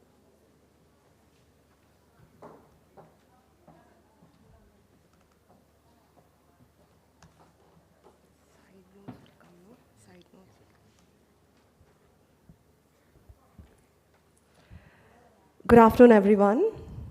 I'm Indu Tobi, presently serving as a chairperson Student Affairs, and also I'm a faculty from Department of Clinical Psychology. I would like to first congratulate each one of you. Dear students, you have chosen a path that demands knowledge, skills, compassion, and strength. But let me tell you something very important. What shapes you into a truly exceptional health professional is not only found in textbooks and labs. It is also found in the music you create, the events you organize, the causes you believe in, the people you work outside your classroom. Joining a club, expressing yourself, volunteering a camp are not just hobbies. They are the training ground for empathy, leadership, creativity, and resilience. And that's where the Student Affairs Committee of the college comes in. Not just as a body that coordinates events, but as a vibrant ecosystem that nurtures growth beyond academics. So today I'm here to introduce you to the Student Affairs Committee. I take pride in introducing my committee members, Ms. Daksha Kumari, who's heading the Welfare Committee, Mr. Keshav P., heading the Cultural Committee, Ms. Madhura and Ms. Pramod heading the Editorial Committee, Dr. Kishan and Mr. Chakra heading the Sports Committee. Yeah. We also have a vibrant student body that works with the Student Affairs Committee. And this is an official student body that represents the interest, concern, and aspirations of students, working in close coordination with the Student Affairs Committee. So the Student Council 2024-25, led by Mr. Sanjit, Department of Physiotherapy, is one of the unique features of this council is its rich cultural diversity, with members hailing from across the country, including the student president from Assam. The council reflects the cosmopolitan essence of Manipal and inclusive spirit of MCHP. I would like to quickly take you through the various student activities of MCHP. So usually our programs kickstart with the Student Council installation ceremony. This year's will be happening soon, and we select the students through an elaborative selection procedure. The first years have to wait for 1 more year to contest for these positions. From the second year onwards, you're eligible to apply to the various positions. So we have Pulse, which is an interdepartmental cultural fest, where you have the opportunity to showcase your talents. And Parlon, it is a cultural extravaganza of MCHP, which falls in the month of November. And you have Utsav, the intercollegiate competition, which is an inter-Mahe competition where the students across the globe who are in the Manipal institutions, Mahe institutions, come here at Manipal, and as the name says, it is a real Utsav at Manipal. And this is some new concept we tried in the last council time, that is MCHP Flea, which was a super hit, where the students got an opportunity to showcase their handmade things and their talents. And this was a purely in-house program. And then the Welfare Committee organizes the Dan Utsav. Dan Utsav is celebrated across the university, and we have our own share to it. So this is something that has been organized to familiarize the students with the concept of giving back to the community. So during this Dan Utsav week, we engage in different community activities, and we also organize healthcare camps in which you will be part of it. Then we celebrate the Children's Day. These all are opportunities for you to provide services from your particular discipline to the community. Then we have a very vibrant sports committee, and they organize the annual sports event, which is known as Nexus. And then we also conduct the Fit MCHP every year. And we have a very vibrant March Past team, and currently we are preparing for the upcoming Independence Day parade. Apart from all these things, all these events at the college, we are very particular in celebrating all the UGC directed events, such as celebrating Madhrubhasha Day, Constitution Day, etc. And we also have a very vibrant clubs, so which provide the great opportunity for the students to nurture their talents. So we have the Fashion Club Vakesta, you have the Music Club Symphony, you have the Literary Club, the Nature Club, and the Drama Club, which is Thespians. We are planning for another orientation, specially to orient you to all these clubs. It will be organized in the coming weeks so that you will get an opportunity to know how to enroll to these clubs. And we are so, Geeta ma'am has already mentioned, it is a voluntary service organization. The students can join here to offer your helping hands to the society. And ISEP, this is an international youth-run, non-governmental, non-profitable organization that provides you the opportunity to offer or to engage in international internship programs. If you need more details, you can contact Dr. Sinhala, who is our own faculty member from Department of Speech and Hearing. And I would also like to brief quickly about the teacher guardian system, which has already been spoken. So today, the parents will get an opportunity to meet the teacher guardian of their wards during the departmental orientation. So the teacher guardians helps them in this transition process and getting acclimatized to Manipal. And we have also various scholarships available to the meritorious students. You can definitely check the website to get more details on it. When it comes to the student discipline, few things I would like to highlight. Manipal Academy of Higher Education is a no-smoking zone. And students involved in crimes on or off the campus will face legal actions. They are discouraged from swimming in rough Arabian Sea, especially during this season. There are beautiful seas, beach sites you have, but we request you to wait for another 2 months to explore all these beaches, which is close by. So the students, we request you to set appropriate goals. You are here in Manipal for a reason. The attendance and the internal assessments are the indicators about how well you are performing. Another thing is, it is compulsory for all the first years to stay at the hostel. And while you talk, you walk, you have to conduct yourself professionally because you have enrolled in a professional course. Try to learn the local language that would help you to communicate effectively with your patients. And always carry the identity card even if you are visiting other campuses such as MIT and other institutions, because you may have random checks. If you're not carrying the ID card, that would become a big complaint behind which we may have to run around, all right? And we also encourage you to use a buddy system.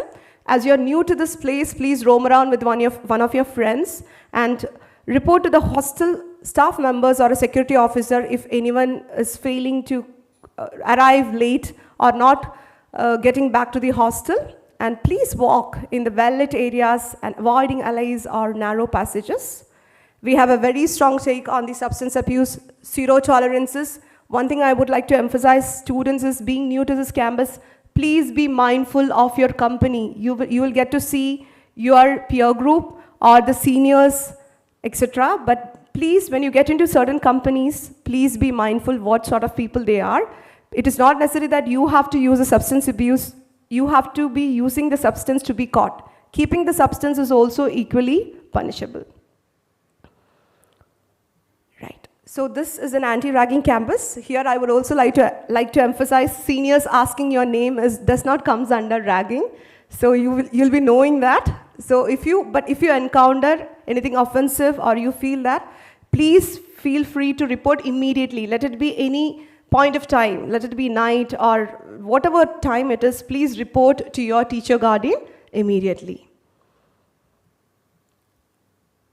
Then when it comes to the dress code, maybe you need a month to get your uniform stitched. That is okay, it is understandable.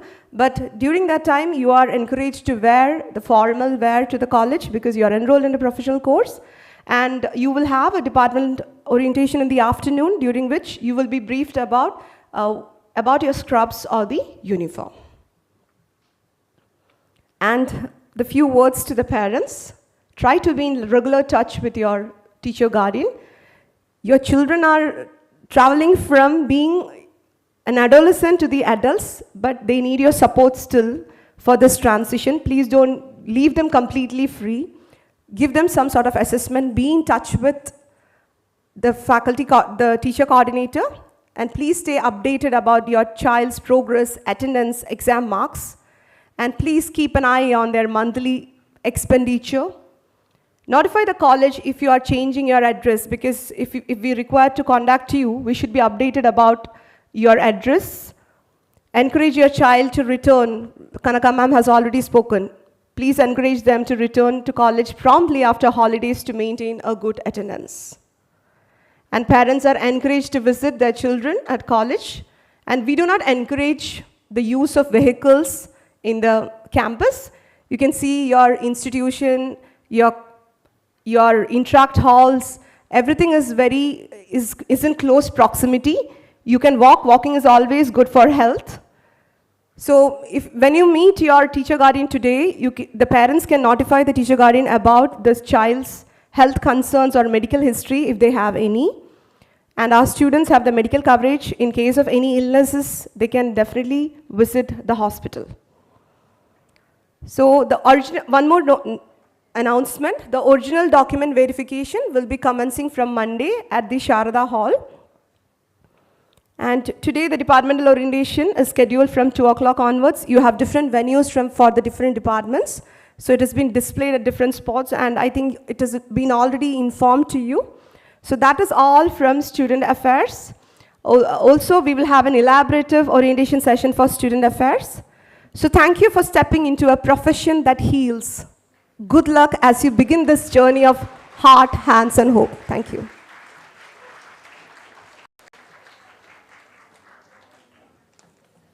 Thank you, Indu. With that, we come to the end of the orientation.